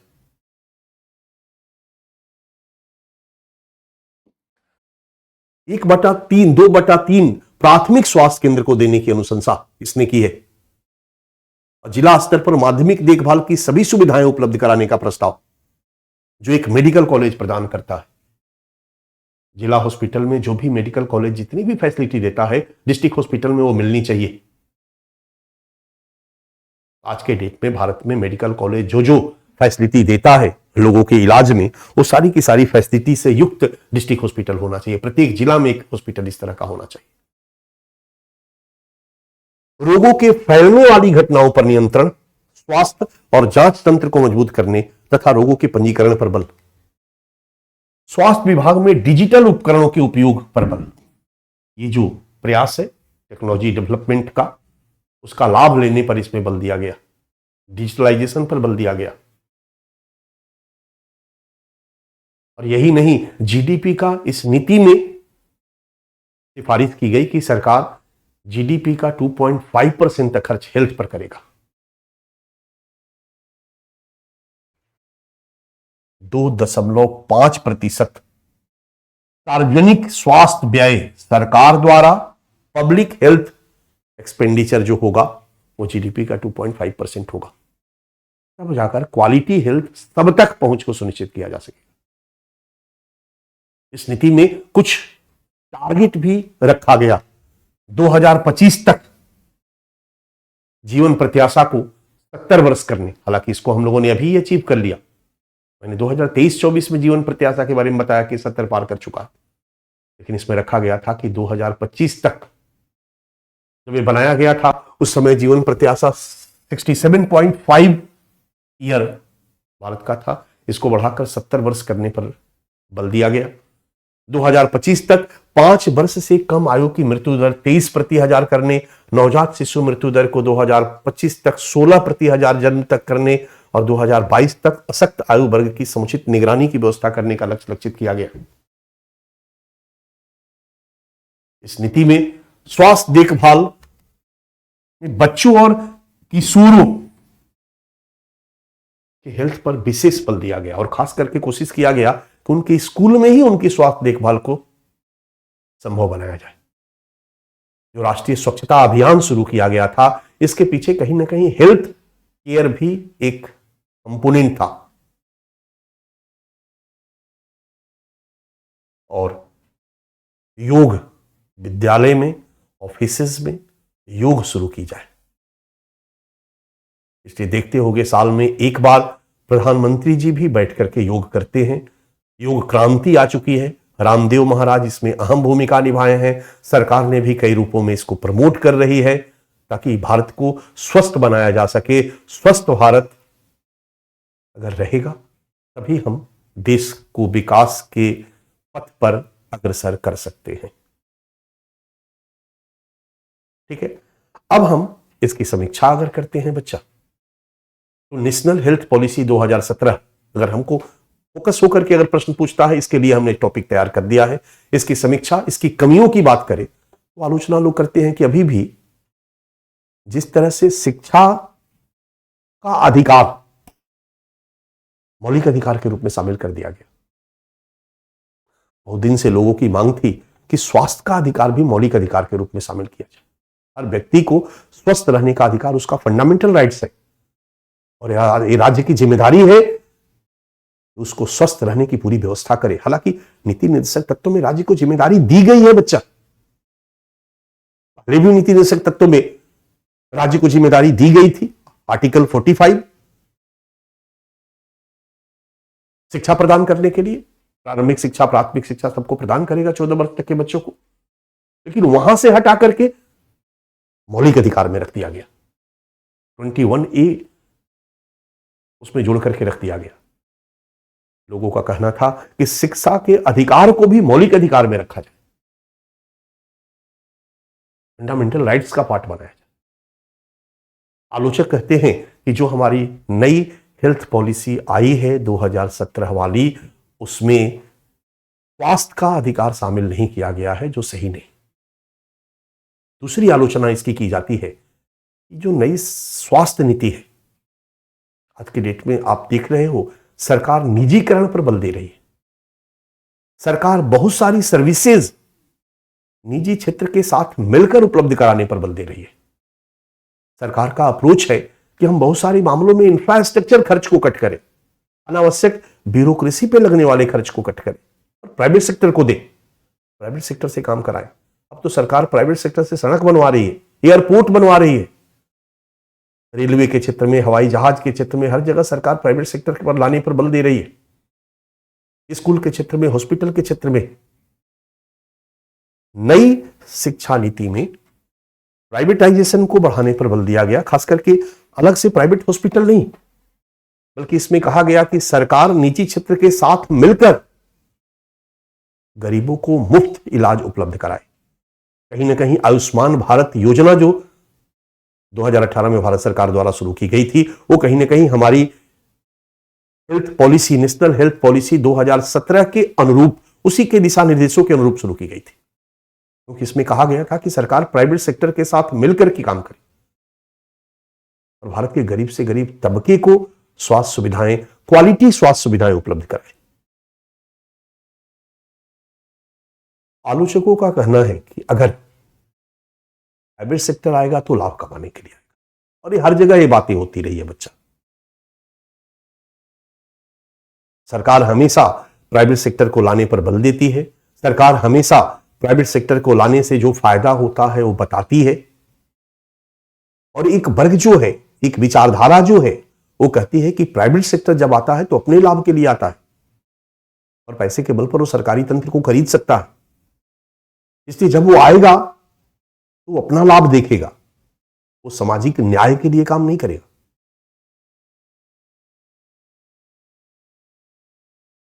इसलिए बहुत सारे लोग इस प्राइवेट सेक्टर का विरोध करते हैं। जो भी सोशलिस्ट आइडियोलॉजी से बायस्ड लोग हैं, समाजवादी विचारधारा से बायस्ड लोग हैं, मार्क्सवादी विचारधारा से बायस्ड लोग हैं, वो हमेशा से निजीकरण का विरोध करते रहे हैं। हमेशा से पीपीपी का विरोध करते रहे हैं, हमेशा से प्राइवेट सेक्टर की सहभागिता को बढ़ाने का विरोध करते रहे हैं। वो कहते हैं कि ये आएगा तो अपने लाभ के लिए काम करेगा, लोकहित में काम नहीं करेगा प्राइवेट सेक्टर। तो जब लोकहित में प्राइवेट सेक्टर से काम करवाना है, या सरकार अगर कोई लोकहित में काम कर रही है, तो सरकार चाहती है कि प्राइवेट सेक्टर के साथ मिलकर लोकहित में काम करे, तो प्राइवेट सेक्टर को कहीं ना कहीं रेगुलेट करना होगा।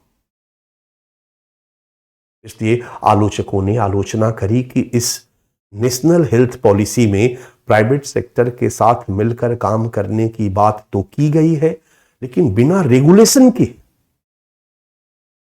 प्राइवेट सेक्टर के साथ मिलकर काम करने का प्रस्ताव घातक होगा, घातक होगा, घातक होगा।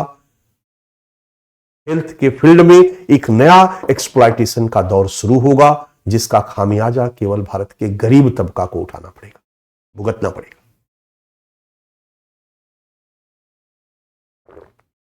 ठीक है। तीसरी आलोचना की जाती है, पहले ध्यान से सुन लो, इसके बाद हम लोग एक नजर देखते जाएंगे, डबल डबल हम लोग करते जाएंगे। तीसरी आलोचना है कि इस नीति में बातों पर बल दिया गया,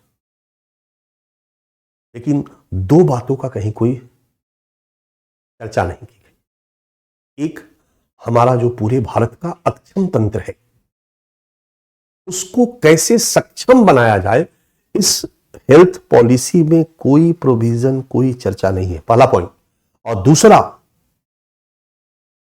पूरे भारत के लोगों को हेल्थ सर्विसेज उपलब्ध कराने के लिए, फ्री हेल्थ सर्विसेज उपलब्ध कराने की बात तो कर दी गई, लेकिन इसके लिए हमारे पास जो सीमित रिसोर्सेज है, उस पर ध्यान नहीं दिया गया। तो ना ही विद्यमान व्यवस्था में सुधार पर कोई बल दिया गया, और ना ही हमारे रिसोर्स पर ध्यान दिया गया, और सीधे सभी को मुफ्त दवा उपलब्ध कराने की बात, मुफ्त स्वास्थ्य सुविधाएं उपलब्ध कराने की बात की गई, जो सही नहीं। इन सब चीजों पर भी पॉलिसी में चर्चा होनी चाहिए। पॉलिसी एक गाइडलाइन होता है बच्चा, पॉलिसी एक निर्देशात्मक सिद्धांत होता है, पॉलिसी एक डायरेक्टिव प्रिंसिपल होता है, और इसी के अकॉर्डिंगली, इसी के अनुरूप, इसी के अनुसार सरकार समय समय पर विकास योजनाएं बनाती है और काम करती है। तो पॉलिसी में इन सभी चीजों का समावेश होना चाहिए, इसमें नहीं है, एक गड़बड़। एक और आलोचना की जाती है कि सरकारी जो चीजें हैं, सरकारी मतलब धीमी गति से, सरकारी मतलब ढुलमुल कार्य प्रणाली, धीमी रफ्तार, धीमी गति, सुस्त गति,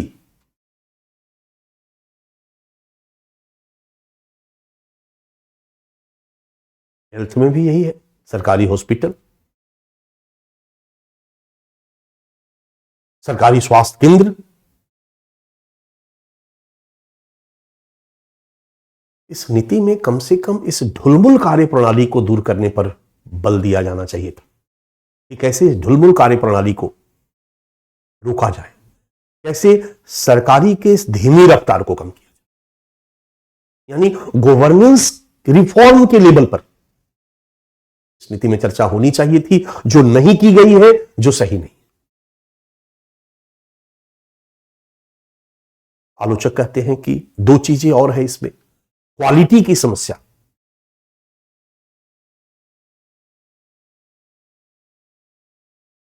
पर इसमें बहुत चर्चा नहीं है, और इस नीति के अनुसार काम करने से क्वालिटी की समस्या बनी रहेगी, पहला। और दूसरा, सरकार पर बोझ बढ़ेगा, क्योंकि पूरे भारत के गरीब लोगों को फ्री में सब कुछ देना, फ्री फ्री फ्री, आजकल फ्री चल रहा है, आप देखोगे वोट की राजनीति के कारण सभी लोग फ्री फ्री फ्री। हमारे भारत में कई बार सरकार ने किसानों का कर्ज माफ किया, राइट।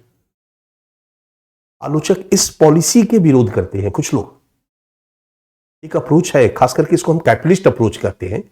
कैपिटलिस्ट अप्रोच कहता है कि कभी भी कर्ज देकर हमें माफ नहीं करना चाहिए, हमें उसके अंदर क्षमता विकसित करनी चाहिए, सब्सिडी नहीं देना चाहिए। 1 लाख का कर्ज दिया, 50,000 माफ कर दिया बाद में जाकर के, वो नहीं दिया तो अदरवाइज लोगों को कर्ज खाने की आदत पड़ जाती है। कर्ज देने का, कर्ज लौटाने का दबाव जब तक बना रहता है, तब तक लिए गए कर्ज का लोग सही दिशा में उपयोग करते, तो जो फ्री की आदत डाली जा रही है,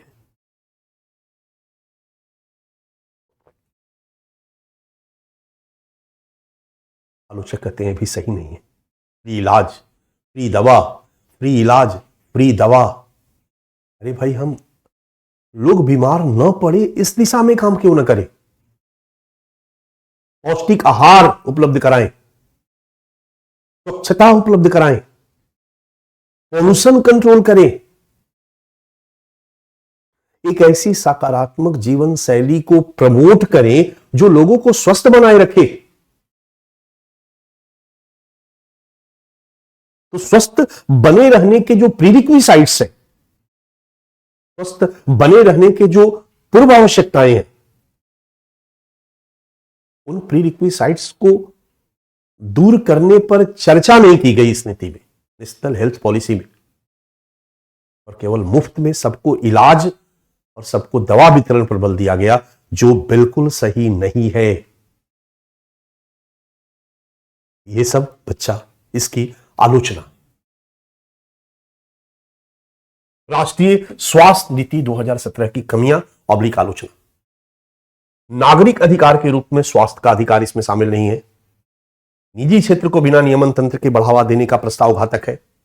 अक्षम तंत्र और संसाधनों की सीमितता पर ध्यान नहीं दिया गया इसमें। ढुलमुल कार्य प्रणाली और धीमी रफ्तार की समस्या का समाधान का अभाव है इसमें। क्वालिटी की समस्या और सरकार पर बोझ में वृद्धि की संभावना है इससे। मुफ्त दवा और इलाज की जगह स्वस्थ बने रहने को प्राथमिकता देने का अभाव है इसमें। पौष्टिक आहार, स्वच्छता, प्रदूषण पर नियंत्रण, सकारात्मक जीवन शैली पर आदि देना चाहिए था, जो इसमें नहीं दिया गया है। कमियां, आलोचना हम लोगों ने देख लिया। महत्व, लाभ, ऐसा भी नहीं है कि बकवास है। 2017 में हमने जो नेशनल हेल्थ पॉलिसी बनाई वो वैश्विक मांगों के अनुरूप बनाई, विद्यमान भारत की जरूरतों के अनुरूप बनाने का प्रयास किया है। ठीक है, कुछ एक कमियां हैं और हर चीज में कुछ एक कमियां होती है। जैसी परिस्थितियां होती है वैसे ही हम नीति बनाते हैं। शुरू में हमारी परिस्थिति थी कि सब लोगों तक हम हॉस्पिटल फैसिलिटी दे पाए, मेडिकल फैसिलिटी दे पाए, तो मात्रात्मक पर बल दिया पहली शिक्षा नीति में। दूसरी शिक्षा नीति में थोड़ा सा फुर्सत मिली तो हमने क्वालिटी इंप्रूवमेंट पर बल दिया। तीसरी शिक्षा नीति में हम कुछ बाकी कमियों को दूर करने पर बल दे रहे हैं। कि प्राइवेटाइजेशन का दौर है, तो पहली बार निजी क्षेत्र के साथ मिलकर के लोगों तक स्वास्थ्य सुविधाओं को पहुंचाने पर बल दिया गया है। ये वित्त की समस्या का एक बेहतर समाधान प्रस्तुत करता है, इसमें कहीं कोई शक नहीं है, क्योंकि हमारे पास वित्त है नहीं। दूसरा इसका पॉजिटिव चीज है कि जीडीपी का 2.5% देने पर बल दिया गया। इसको भी हम पॉजिटिव ले सकते हैं, इसको भी हम सकारात्मक कह सकते हैं, महत्व बता सकते हैं। तीसरा, पहली बार लोक कल्याण के साथ साथ लोगों के स्वास्थ्य सेवाओं में आर्थिक सहयोग पर बल दिया गया, आयुष्मान भारत योजना के रूप में। और पहली बार इतने व्यापक तरीके से समाज के कमजोर वर्गों तक क्वालिटी हेल्थ सर्विसेज उपलब्ध कराने पर बल दिया गया। समाज का गरीब तबका जो केवल और केवल सरकारी हॉस्पिटल तक ही सीमित था, बीमा योजना के माध्यम से या अन्य कोई सरकारी प्रयास के माध्यम से, सरकार इस पर प्रयास करनी चाहिए। सरकार को पॉलिसी का मतलब होता है कि सरकार इसी के अकॉर्डिंगली अब काम करेगी, इसी के अनुरूप अब काम करेगी।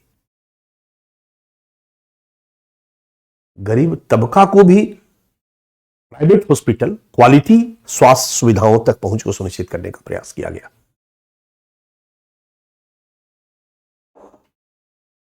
एक महत्व लोग बताते हैं कि सरकार जीडीपी का 2.5% हेल्थ पर रखे और 0.5% सेस के रूप में प्राप्त करे, टैक्स के रूप में लोगों से प्राप्त करे। 0.5% टैक्स के रूप में लोगों से ले लेगी तो सरकार पर जो आर्थिक बोझ बढ़ेगा वो कम हो जाएगा। 2% सरकार कर रही है, 5% सरकार ने टैक्स के रूप में ले लिया तो मेकअप कर जाएगा। ये भी एक अच्छा प्रयास है। और एक पॉजिटिव चीजें हम कह सकते हैं कि जो प्राथमिक स्वास्थ्य केंद्र है उसको बेहतर बनाने पर बल दिया गया है स्वास्थ्य नीति में, जो कि एक बहुत ही बेहतरीन कदम है, क्योंकि प्राथमिक स्वास्थ्य केंद्र पर लोगों का भरोसा नहीं है, और दूसरा डिस्ट्रिक्ट हॉस्पिटल को हर संसाधनों से परिपूर्ण करने पर जो बल दिया गया है, ये भी इस नीति का एक बेहतरीन प्रयास है, क्योंकि ये दोनों चीजें यदि ठीक हो जाए तो भारत के गरीबों का काफी हद तक स्वास्थ्य समस्या का समाधान हो सकता है। बेहतरीन स्वास्थ्य सुविधाओं तक सबकी पहुंच, गरीब से गरीब लोगों की पहुंच को सुनिश्चित किया जा सकता है। और एक लास्ट, हम लोग इसके डिजिटलाइजेशन पर बल देने की तारीफ करेंगे, महत्व बताएंगे कि कम से कम इसमें ये बात डाली गई, अच्छी चीज है, ताकि तकनीकी विकास के साथ स्वास्थ्य सेवाओं को भी क्लब किया जाए और न केवल स्वास्थ्य सुविधाओं को प्राप्त करने की प्रक्रिया को सरल बनाया जाए। टेक्नोलॉजी का यूज होगा तो सरल होगा, बल्कि सबकी स्वास्थ्य सुविधाओं तक पहुंच को भी सुनिश्चित किया जाए। ठीक है। पहली बार आर्थिक सुदृढ़ता पर बल दिया गया, अच्छा कदम है। पहली बार समाज के कमजोर वर्गों को ध्यान में रखकर के नीति बनाई गई, अच्छा कदम है। केंद्रीय राष्ट्रीय स्वास्थ्य नीति 2017 का महत्व या सकारात्मक पक्ष। निजी क्षेत्र की सहभागिता से वित्त की समस्या का समाधान किया गया, बेहतर है। स्वास्थ्य के क्षेत्र में बजट बढ़ाने का प्रस्ताव और 0.5% सेस से प्राप्त करने का प्रस्ताव भी सही है, एक अच्छा प्रयास है। प्राथमिक स्वास्थ्य केंद्र का दायरा बढ़ाने पर जोर देना और इनमें गैर संक्रामक रोगों की जांच को शामिल करना। जनरली जो पैथोलॉजी है उस पर हमारा एक अच्छा खासा खर्च होता है, और हमारे प्राथमिक स्वास्थ्य केंद्र में गैर संक्रामक रोगों की जांच नहीं होती है, टेस्ट नहीं होता, तो कि वो भी इसमें शामिल किया जाए। ये एक बेहतरीन कदम है इसको मजबूत करने का। और जिला अस्पतालों के पुनर्गठन पर बल देकर स्वास्थ्य और अवसंरचना के क्षेत्र में महत्वपूर्ण योगदान यह नीति देती है। डिजिटलाइजेशन के अंतर्गत स्वास्थ्य सेवाओं को जोड़ने की बात पर बल देने से स्वास्थ्य के क्षेत्र में पारदर्शिता लाना संभव होगा, स्वास्थ्य की गतिविधियां, स्वास्थ्य सर्विसेज को त्वरित करना संभव होगा और विस्तृत स्वास्थ्य सेवा को उपलब्ध कराना संभव होगा। इस तरीके से हम कंक्लूजन दे सकते हैं कि कुछ कमियों के बावजूद नई राष्ट्रीय स्वास्थ्य नीति भारत में स्वास्थ्य के विकास में एक महत्वपूर्ण कदम है, जिसमें बदलते वैश्विक परिवेश के साथ सामंजस्य बैठाने की कोशिश की गई है। बच्चा, ये टॉपिक मैंने प्रॉपर तरीके से आपको कंप्लीट किया, ठीक है। मतलब अगर इस टॉपिक पर प्रश्न पूछा जाए तो आपके पास उद्देश्य है, आपके पास प्रोविजन है, आपके पास कमियां भी है, आलोचना भी है, आपके पास महत्व भी है, आप एक बेहतर समीक्षा कर सकते हैं और कंक्लूड कर सकते हैं। तो लगभग सारे डायमेंशन इस टॉपिक में आपके पास है। कहीं से भी अलग से नई स्वास्थ्य नीति पर प्रश्न पूछा जाए, आप आंसर कर सकते हैं। दूसरा, कहीं से भी सामाजिक न्याय से जोड़ करके नई स्वास्थ्य नीति पर प्रश्न पूछा जाए, जैसे सामाजिक न्याय से युक्त स्वास्थ्य के विकास के लक्ष्य को प्राप्त करने में भारत की नई स्वास्थ्य नीति की समीक्षा कीजिए, या भारत की नई स्वास्थ्य नीति के प्रमुख प्रावधानों की चर्चा कीजिए, इसके महत्व को बताइए और सामाजिक न्याय से युक्त स्वास्थ्य विकास के क्षेत्र में इस नीति की भूमिका पर चर्चा कीजिए। तो प्रश्न किसी भी रूप में बनाएं, मैं उम्मीद करता हूं कि इसका उत्तर आप दे दोगे। नीतिगत प्रयास में हम लोगों ने एक नीति की चर्चा कर दी, डन। मैं आपके साथ अन्याय नहीं कर रहा हूं, चिंता मत करो, बस थोड़ा सा लिखने वाला काम को रोका है ताकि हमारे जो प्यारे बच्चे हैं जो थोड़ा जल्दी प्रेशराइज कर रहे हैं खत्म करने का, मैंने कहा मेरे हाथ में है, टॉपिक को कट करूं तो बहुत जल्दी, केवल लिखवाना बंद कर दूं तो और जल्दी, ठीक है। मैंने टॉपिक को कट नहीं किया है, ये मैं कभी नहीं करूंगा, आप चिंता मत कीजिए, ठीक है। बस थोड़ा सा मध्यम मार्ग, आपके दबाव को मैं समझ रहा हूं, इसलिए मैं कोशिश करूंगा कि जल्दी से जल्दी खत्म कर रहा हूं, ठीक है। नेक्स्ट फ्रेज पेज पे जाइए, लिखिए राष्ट्रीय स्वास्थ्य mission 12 April 2005, national health mission, national health mission Ujjwal ji, NGO SHG governance का पार्ट होगा, गवर्नेंस की अप्रोच से वो पढ़ाया जाएगा। ठीक है, मेरी जो भूमिका दी गई है वो भूमिका में जो टॉपिक मुझे मिला है, अति संवेदनशील वर्ग एक टॉपिक मुझे है। इसके बाद में शिक्षा, स्वास्थ्य, ये सारे के सारे टॉपिक मुझे पढ़ाना था। जो मेन टॉपिक को मैंने कवर कर लिया। ठीक है, मैंने आपका पहला वाला टॉपिक भी उसमें खींच लिया, हालांकि वो मेरी भूमिका नहीं थी। गवर्नमेंट की जो पॉलिसी थी, याद करो, डेवलपमेंट पॉलिसी पर मैंने चर्चा की, इसमें मैंने सतत विकास लक्ष्य के बारे में बताया, नीति आयोग के बारे में बताया। ये आपका गवर्नेंस का इंफ्रास्ट्रक्चर पार्ट है और बड़ा स्वाभाविक है कि गवर्नेंस में उसको पढ़ना चाहिए। हमारी भारत सरकार टीम इंडिया याद आ रहा है, अटल इनोवेशन मिशन, हमारी सरकार किस तरीके से विकास के लक्ष्य को प्राप्त करने का प्रयास करी, उससे जुड़े हुए क्या क्या मुद्दे हैं, ये the part of governance. But चूंकि मैंने अपने आने वाले टॉपिक को उसके साथ मुझे कोरिलेट करके रखना था, इसलिए मैंने, याद करो, मैं 6-7 दिन तक उस पर पढ़ाया, मैंने शुरुआत किया है। तो मैं शॉर्टकट नहीं कर रहा हूं बच्चा। ठीक है,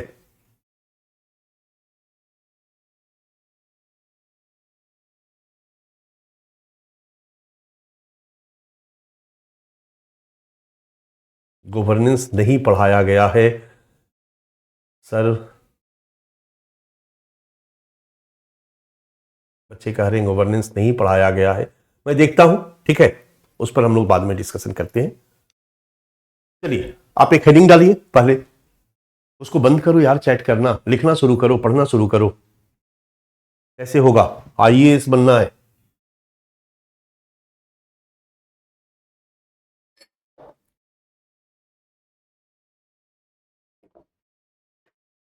ठीक है,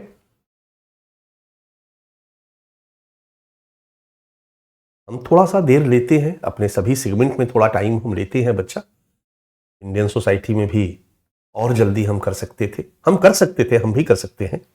मैंने बताया आपको कि मैं इस विषय को 1983 से पढ़ रहा हूं, 1983। मेरे ख्याल से आप लोगों की उम्र, आप लोगों के पैदा लेने से पहले से मैं इसको पढ़ रहा हूं और 1993 से मैं पढ़ा रहा हूं। सोशियोलॉजी 1993 से पढ़ा रहा हूं, 1983 से पढ़ रहा हूं, 2023 में मैं हूं। 40 साल पहले से पढ़ना मैंने शुरू किया था। यू कैन से कि 40 साल से, लास्ट 40 ईयर से मैं इस विषय को पढ़ रहा हूं, लास्ट 30 ईयर से मैं इस विषय को पढ़ा रहा हूं। बिल्कुल क्लियर कंसेप्ट है। तो जल्दी कैसे करना है, तेज कैसे करना है, जब मैं इसी टॉपिक को क्रैश कोर्स में पढ़ाता हूं तो 4 दिनों में मैं खत्म करता हूं। तो क्रैश कोर्स में पढ़ाना है या फाउंडेशन कोर्स में पढ़ाना है, ये हमें पता है, क्योंकि मैं आपके चैट को देखता हूं और जब कभी भी दबाव थोड़ा सा महसूस करता हूं मैं, तो दबाव महसूस करने के बाद थोड़ा मैं कोशिश करता हूं, अदरवाइज, बट फिर भी मैं कोशिश कर रहा हूं कि प्रॉपर बैलेंस करके पढ़ाऊं। देर आएंगे कबूल है, ये मेरा अप्रोच है, बट दुरुस्त आएंगे, दुरुस्त ना आए यह कबूल नहीं है। और मुझे लगता है कि एक अच्छे छात्र के लिए ये जरूरी है, यदि वो फाउंडेशन पढ़ रहा है तो। हाँ, यदि वो जल्दी जल्दी करके एग्जामिनेशन का उसका डेट आ गया है, जल्दी जल्दी खत्म करना चाहता है, वो उसका पार्टिकुलर प्रॉब्लम है, उसके लिए अलग से क्रैश कोर्स, अलग से कुछ चीजें की जा सकती है बच्चा। ठीक है, सो ट्रस्ट मी, मेरे ऊपर भरोसा कर सकते हो आप। मैं एक टीचर हूं बस। जब मैं यहां पर खड़ा होता हूं तो एक ही बात हमें याद रहती है कि हमें पढ़ाना, वो मैं कर रहा हूं, क्योंकि हमें संस्थान की तरफ से कुछ जिम्मेवारी मिलती है। जिस विषय को मैं पॉलिटी नहीं पढ़ा सकता हूं, इकोनॉमिक्स में नहीं पढ़ाऊंगा, हर विषय के अलग अलग शिक्षक हैं। जो विषय मेरी जिम्मेवारी दी गई है उसको मैं पढ़ाता हूं। कोशिश करता हूं कि हमारा संस्थान कभी भी बहुत दबाव नहीं बनाता है कि जल्दी जल्दी 4 दिन में खत्म कर दीजिए। ये अच्छी चीज है, केजीएस की ये बहुत बेहतरीन पक्ष है। आप तारीफ कर सकते हो केजीएस की, कि कभी भी केजीएस ने अपने शिक्षक पर प्रेशर नहीं बनाया कि जल्दी खत्म कीजिए। इसके चलते हर शिक्षक स्वतंत्र रूप से आपको अपना ज्ञान देता रहा है और एक फाउंडेशन के बच्चों के लिए प्रॉपर तरीके से, भले वो 2 महीना 4 महीना देर से सही, दुरुस्त होकर के आना ज्यादा जरूरी है। और ये केजीएस के सहयोग से, मैं जब तक केजीएस का सहयोग नहीं मिलता तब तक मैं ऐसे नहीं पढ़ा सकता था। अगर होता कि नहीं सर 10 दिन में खत्म करना है आपको, तो मुझे 10 दिन में खत्म करना पड़ता। तो कुछ मैं कट करता, कुछ छोड़ देता, कुछ जल्दी कराता, कहीं ना कहीं हमें करना पड़ता। बट थैंक्स टू केजीएस, मेरी तरफ से भी और आपके तरफ से भी आपको धन्यवाद देना चाहिए। तो जो भी हुआ है, आप कभी कंपेयर कर लो बच्चा, यहां पर जो पढ़े हो और बाकी संस्थान भी ऑनलाइन पढ़ाती है, आपके बहुत कलीग होंगे, बहुत मित्र होंगे जो अन्य संस्थानों से पढ़ रहे होंगे, आप उनका नोट्स उठाओ। हम लोग जो पढ़ते हैं, हम लोगों का नोट्स उठाओ, कंपेयर करो। मैं पढ़ाना छोड़ दूंगा यदि हम लोगों से अधिक किसी ने पढ़ाया होगा, हम लोग से अधिक करेंट को किसी ने अपडेट किया होगा। मैं इस स्टेज पर, केजीएस के प्लेटफॉर्म पर आपको वादा करता हूं कि अगर कहीं भी किसी ने भी हम लोगों से अधिक एरिया कवर किया होगा तो मैं पढ़ाना छोड़ दूंगा। तो आप उसके लिए निश्चिंत रहो बच्चा। एक क्रांतिकारी प्रयास है केजीएस के नेतृत्व में। हम लोग केजीएस के लीडरशिप में काम कर रहे हैं। केजीएस ने जिस तरीके से इस फील्ड में काम करवाना शुरू किया, या लोगों को सपोर्ट किया, लोगों को पढ़ाने को, टीचर को भी जब तक सपोर्ट नहीं मिलेगा संस्थान से, तब तक वो कैसे जल्दी जल्दी खत्म करेगा।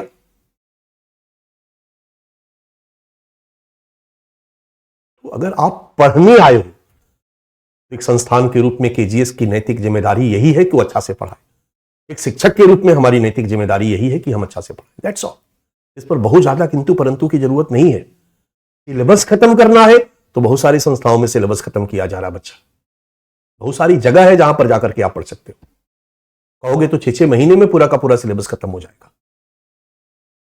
सो आपको डिसाइड करना है कि आपको क्या चाहिए। एक शिक्षक के रूप में मेरी यही सलाह होगी कि आपको पढ़ाई चाहिए, आपको नॉलेज चाहिए, ताकि आप एक लेवल को मेंटेन करें और भारत के सबसे टॉप पोस्ट के लिए जो एग्जाम होता है उसको पार कर सके, पास कर सके। ओके, चलिए हम लोग शुरू करते हैं। राष्ट्रीय स्वास्थ्य मिशन 12 अप्रैल 2005। आप नीचे एरो दीजिए। इसको पीडीएफ नोट्स। राष्ट्रीय स्वास्थ्य mission 12 April 2005 PDF notes. Done. आपने लिख दिया। ये पुराना प्रोग्राम है।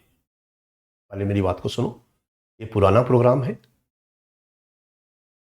अगर किसी प्रोग्राम पर फोकस्ड होकर के यूपीएससी सवाल पूछेगी तो निश्चित तौर पर आयुष्मान भारत पे जाएगी। आयुष्मान भारत योजना एक महत्वाकांक्षी योजना है। सरकार ने इसका काफी हद तक प्रचार भी किया है। सरकार को भी लगता है कि हेल्थ आज की डेट में भारत के सभी लोगों की जरूरत है, और हेल्थ के क्षेत्र में अगर कोई क्रांतिकारी कदम सरकार उठाती है तो निश्चित तौर पर सरकार इसका प्रचार करेगी ही करेगी। वो सरकार कर रही है। इसलिए यह एक ऐसी योजना है, आयुष्मान भारत योजना, जहां से प्रश्न मैक्सिमम पूछे जाने की संभावना है। लेकिन राष्ट्रीय स्वास्थ्य मिशन बहुत ज्यादा प्रश्न बनने की संभावना नहीं है। 5% कहीं ना कहीं जोड़ के अगर कुछ प्रश्न बनाना चाहे तो बना सकता है। बट चूंकि आज के डेट में ये प्रोग्राम चल रहा है बच्चा, इसलिए इसके बारे में थोड़ी सी हम लोगों को समझ होनी चाहिए। इसलिए इस पर कम समय देते हुए मैं आपका फिनिश करूंगा, आपको बता दूंगा। 2005 में एक हेल्थ से जुड़ा हुआ मिशन शुरू किया गया। ये प्रोग्राम ही है, बट हम इसको मिशन के रूप में शुरू करते हैं। इसका जो पर्पस है कि सरकार को, स्टेट गवर्नमेंट को स्पेशली फंडिंग देकर के गांव में और शहर में हेल्थ के क्षेत्र में जो फंडिंग की प्रॉब्लम है उसको दूर करना और लोगों को स्वास्थ्य सुविधाओं तक सभी लोगों के पहुंच को सुनिश्चित करना, और एक ऐसी स्वास्थ्य सुविधाएं जिसको हम क्वालिटी कह सकते हैं, एक ऐसी स्वास्थ्य सुविधाएं जिसको हम सामाजिक न्याय के अनुरूप कह सकते हैं, जहां भेदभाव नहीं हो। ठाकुर भानु प्रताप सिंह भी हो तो गांव का ढोढ़ा, मंगरू, घूरा, चनेसर भी हो, दोनों क्वालिटी हेल्थ सर्विसेज तक अपनी पहुंच को सुनिश्चित कर सके, इसके लिए 2005 में ही एक मिशन शुरू किया गया था। ये बात अलग है कि हमने 2017 में पॉलिसी बनाई, बट सोशल जस्टिस, सामाजिक न्याय हमारे संविधान का आदर्श है। तो आजादी के बाद से ही समाज के कमजोर तबकों के लिए स्वास्थ्य सुविधाएं उपलब्ध कराने की चिंता हमारी सरकार की रही है। ये बात अलग है कि अलग अलग समय पर सरकार ने अलग अलग पहलुओं पर बल विशेष ज्यादा दिया। शुरू में लोगों तक पहुंच हो, इसी पर बल दिया गया, क्वालिटी वाला हो, इस पर बल दिया गया। ठीक है। परिचय राष्ट्रीय स्वास्थ्य मिशन, इसको मैं 2 बार करने के बजाय 1 बार में खत्म कर देता हूं। मैंने कहा कि इस पर बहुत ज्यादा समय हम लोग न दें। राष्ट्रीय स्वास्थ्य मिशन राज्य सरकार को लचीला वित्त पोषण उपलब्ध कराकर ग्रामीण और शहरी वित्त पोषण को पुनर्जीवित करने का स्वास्थ्य के क्षेत्र में एक महत्वपूर्ण कार्यक्रम है। उद्देश्य इसका क्या है? न्याय संगत, सस्ता, क्वालिटी हेल्थ देखभाल सेवाओं तक सबकी पहुंच, अमीर से लेकर गरीब तक पहुंच को सुनिश्चित करना, जो लोगों की जरूरतों के प्रति जवाबदेह हो, उत्तरदायी हो। नेशनल हेल्थ मिशन, इसके अंतर्गत पहले भी मैंने कहा था कि 2 उप मिशन काम करते हैं। राष्ट्रीय ग्रामीण स्वास्थ्य मिशन NRHM 12 अप्रैल 2005 को शुरू किया गया, और राष्ट्रीय शहरी स्वास्थ्य मिशन NUHM जो 1 मई 2013 को शुरू किया गया। ठीक है। सबसे पहले हम राष्ट्रीय ग्रामीण स्वास्थ्य मिशन NRHM की बात करते हैं। इसका उद्देश्य है ग्रामीण क्षेत्रों में, विशेष रूप से वहां के संवेदनशील समूहों का मतलब होता है गरीब, वृद्ध, बच्चे। तो गांव के जो गरीब तबका है, विशेष रूप से जो गरीब तबका है, उनको सुलभ मतलब आसानी से उपलब्ध होने वाली, सस्ता, जिसमें बहुत कम खर्च हो रहा हो, क्वालिटी स्वास्थ्य सेवा उपलब्ध कराना। सीधे शब्दों में कहें तो राष्ट्रीय ग्रामीण स्वास्थ्य मिशन का केंद्रीय उद्देश्य है हमारे भारत के गांवों में रहने वाले जो गरीब तबका है, उनको आसानी से स्वास्थ्य सुविधाएं उपलब्ध कराई जाए, उन्हें सस्ती स्वास्थ्य सुविधाएं उपलब्ध कराई जाए और क्वालिटी वाली स्वास्थ्य सुविधाएं उपलब्ध करा दी जाए। इसी उद्देश्य को लेकर के 2005 में ग्रामीण क्षेत्रों के लिए एक मिशन शुरू किया गया, एक आंदोलन शुरू किया गया। यही है राष्ट्रीय स्वास्थ्य मिशन प्रोग्राम। क्लियर है? इसके तहत कई प्रोग्राम चलाए जाए इन उद्देश्यों को पूरा करने के लिए। आसानी से उपलब्ध हो, ढेर सारी योजनाएं चलाई जाएगी, तभी आसानी से उपलब्ध होगा। सस्ता हो, क्वालिटी वाला हो, इसके लिए कई रूपों में प्रयास किया जा रहा है। अगला है NRHM के तहत किए गए प्रयास। पहला, आशा। लगभग 9.5 लाख आशा कर्मचारियों, आशा एक्टिविस्ट, आशा कर्मचारियों द्वारा समुदाय तथा स्वास्थ्य सेवाओं के बीच कड़ी स्थापित करने का कार्य करता है। यानी आशा के कर्मचारी लोगों को, जो रोगी हैं, बीमार हैं, पब्लिक है, और जो हेल्थ सर्विसेज है, उनके बीच कड़ी का काम करती है, उनको प्रोवाइड करवाने का प्रयास करते हैं। 2005 में हमने जननी सुरक्षा योजना शुरू की। 2005 में ये प्रोग्राम आया और इसी के तहत जननी सुरक्षा योजना हम लोगों ने शुरू की। ठीक है। और इसी के तहत जननी शिशु सुरक्षा योजना हम लोगों ने शुरू की। जननी सुरक्षा योजना मतलब मां की सुरक्षा, और जननी की शिशु सुरक्षा योजना मतलब जो बच्चा है उसकी सुरक्षा। मां की सुरक्षा कैसे होगी? तो जो घर के अंदर प्रसव होता था, हमारे यहां बच्चों का पैदा होना घर के अंदर ही संपन्न करा दिया जाता था, हॉस्पिटल तक नहीं पहुंचती थी मां।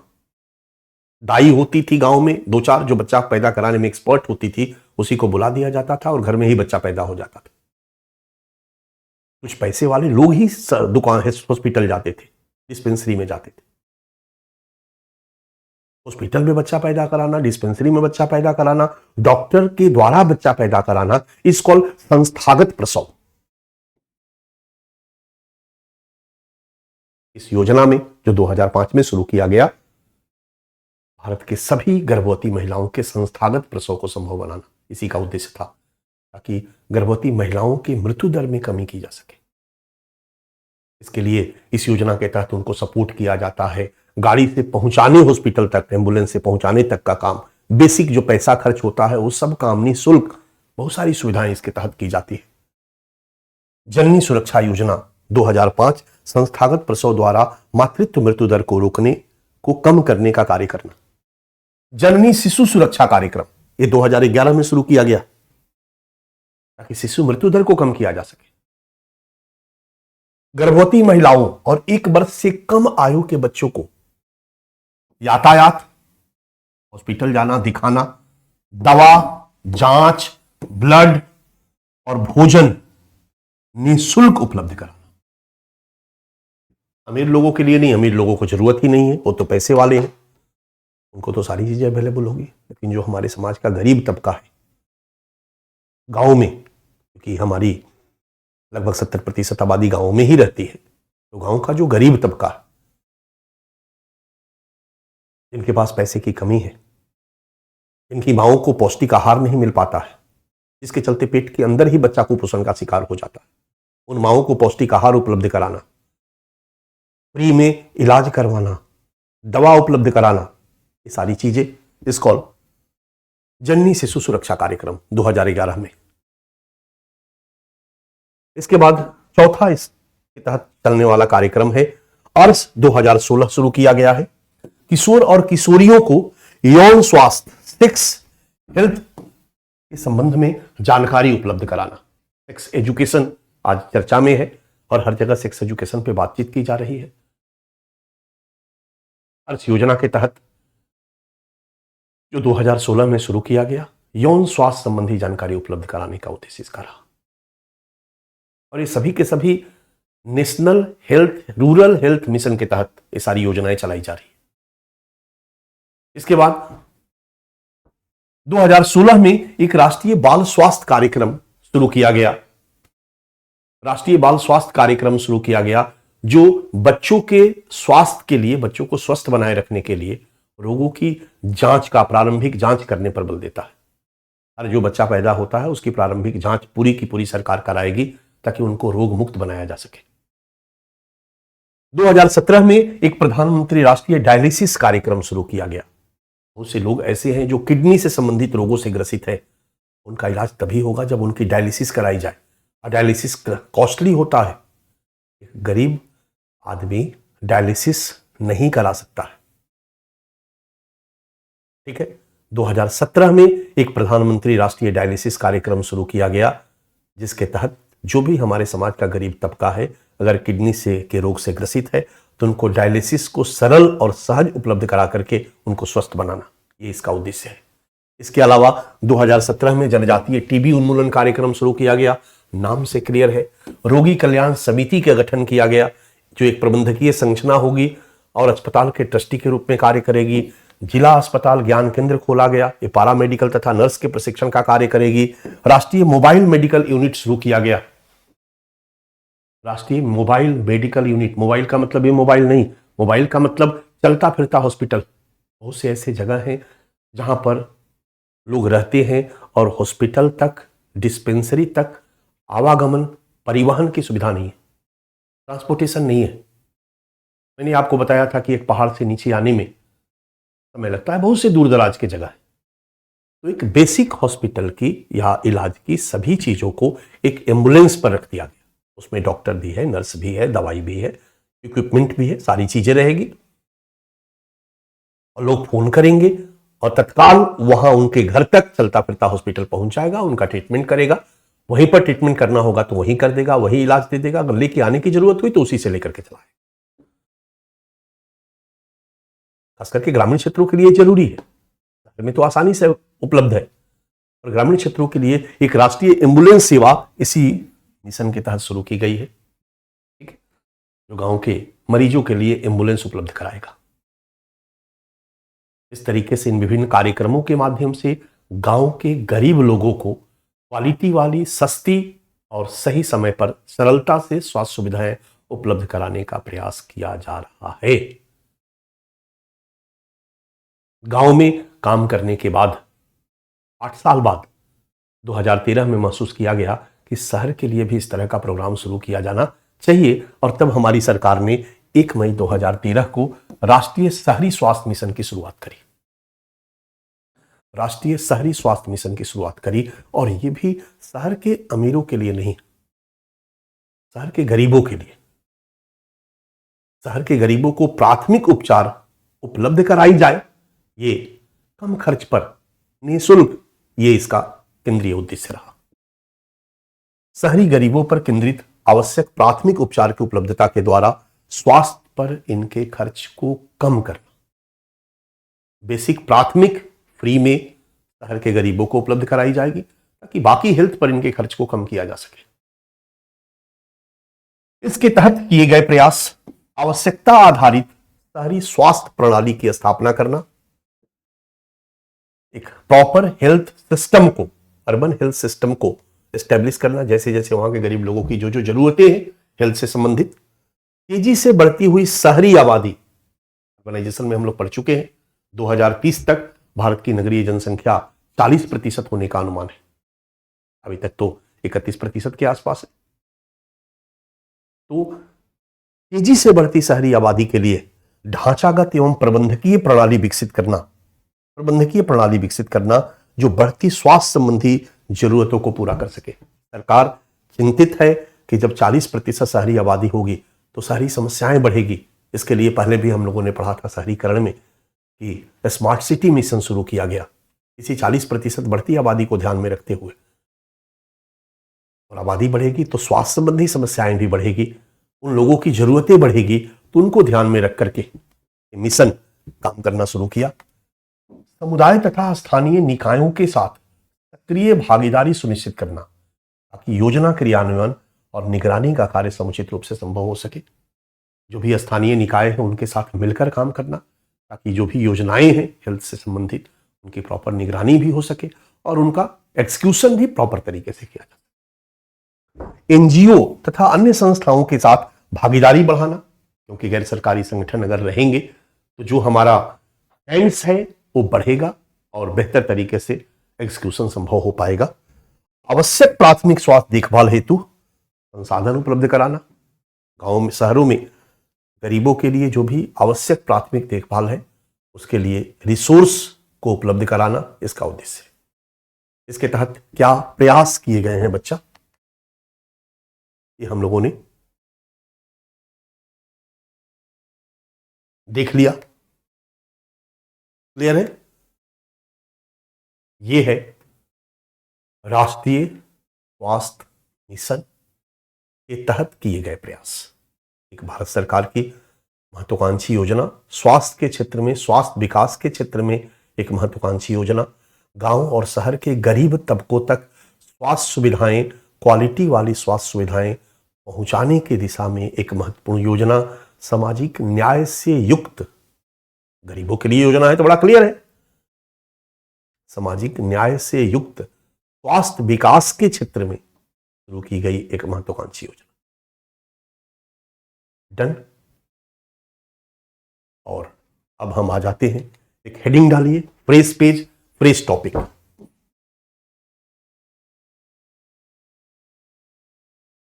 आयुष्मान भारत योजना।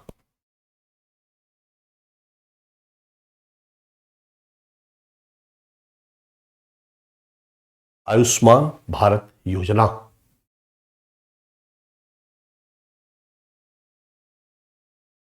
आयुष्मान भारत योजना 2018, इसको प्रधानमंत्री जन आरोग्य योजना भी कहा जाता है। इसको प्रधानमंत्री जन आरोग्य योजना भी कहा जाता है।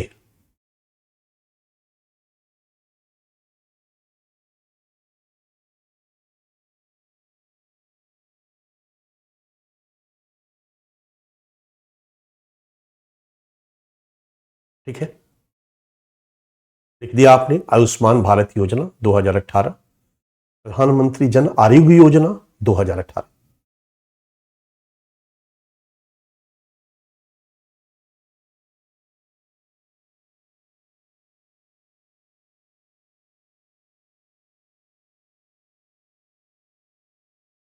आप लोगों का आज क्लास होता है और 5 मिनट में मैं इसको शुरू नहीं करूंगा बच्चा, तो आप हेडिंग डाल दीजिए, कल हम लोग इसको शुरू करते हैं। ओके, हालांकि मैं स्वस्थ हूं, फिट हूं और मैं चाहूं तो कर सकता हूं, लेकिन मुझे लगता है कि उचित नहीं होगा। 2 घंटे का क्लास हो जाएगा और मैं 10 मिनट 15 मिनट में बंद करना मेरे लिए कठिन होगा। 2:30 बजने को है और शायद आप लोगों का अलग अलग जगहों पर क्लास होता है। तो आयुष्मान भारत योजना जो आज काफी चर्चा में है, इस पर हम लोग कल पढ़ाई करेंगे, कल चर्चा करेंगे। डन। और बाकी का पीडीएफ मैं आपको उपलब्ध करा दूंगा। So thank you, thank you, thank you, thank you, thank you. कल मिलते हैं हम लोग। डन।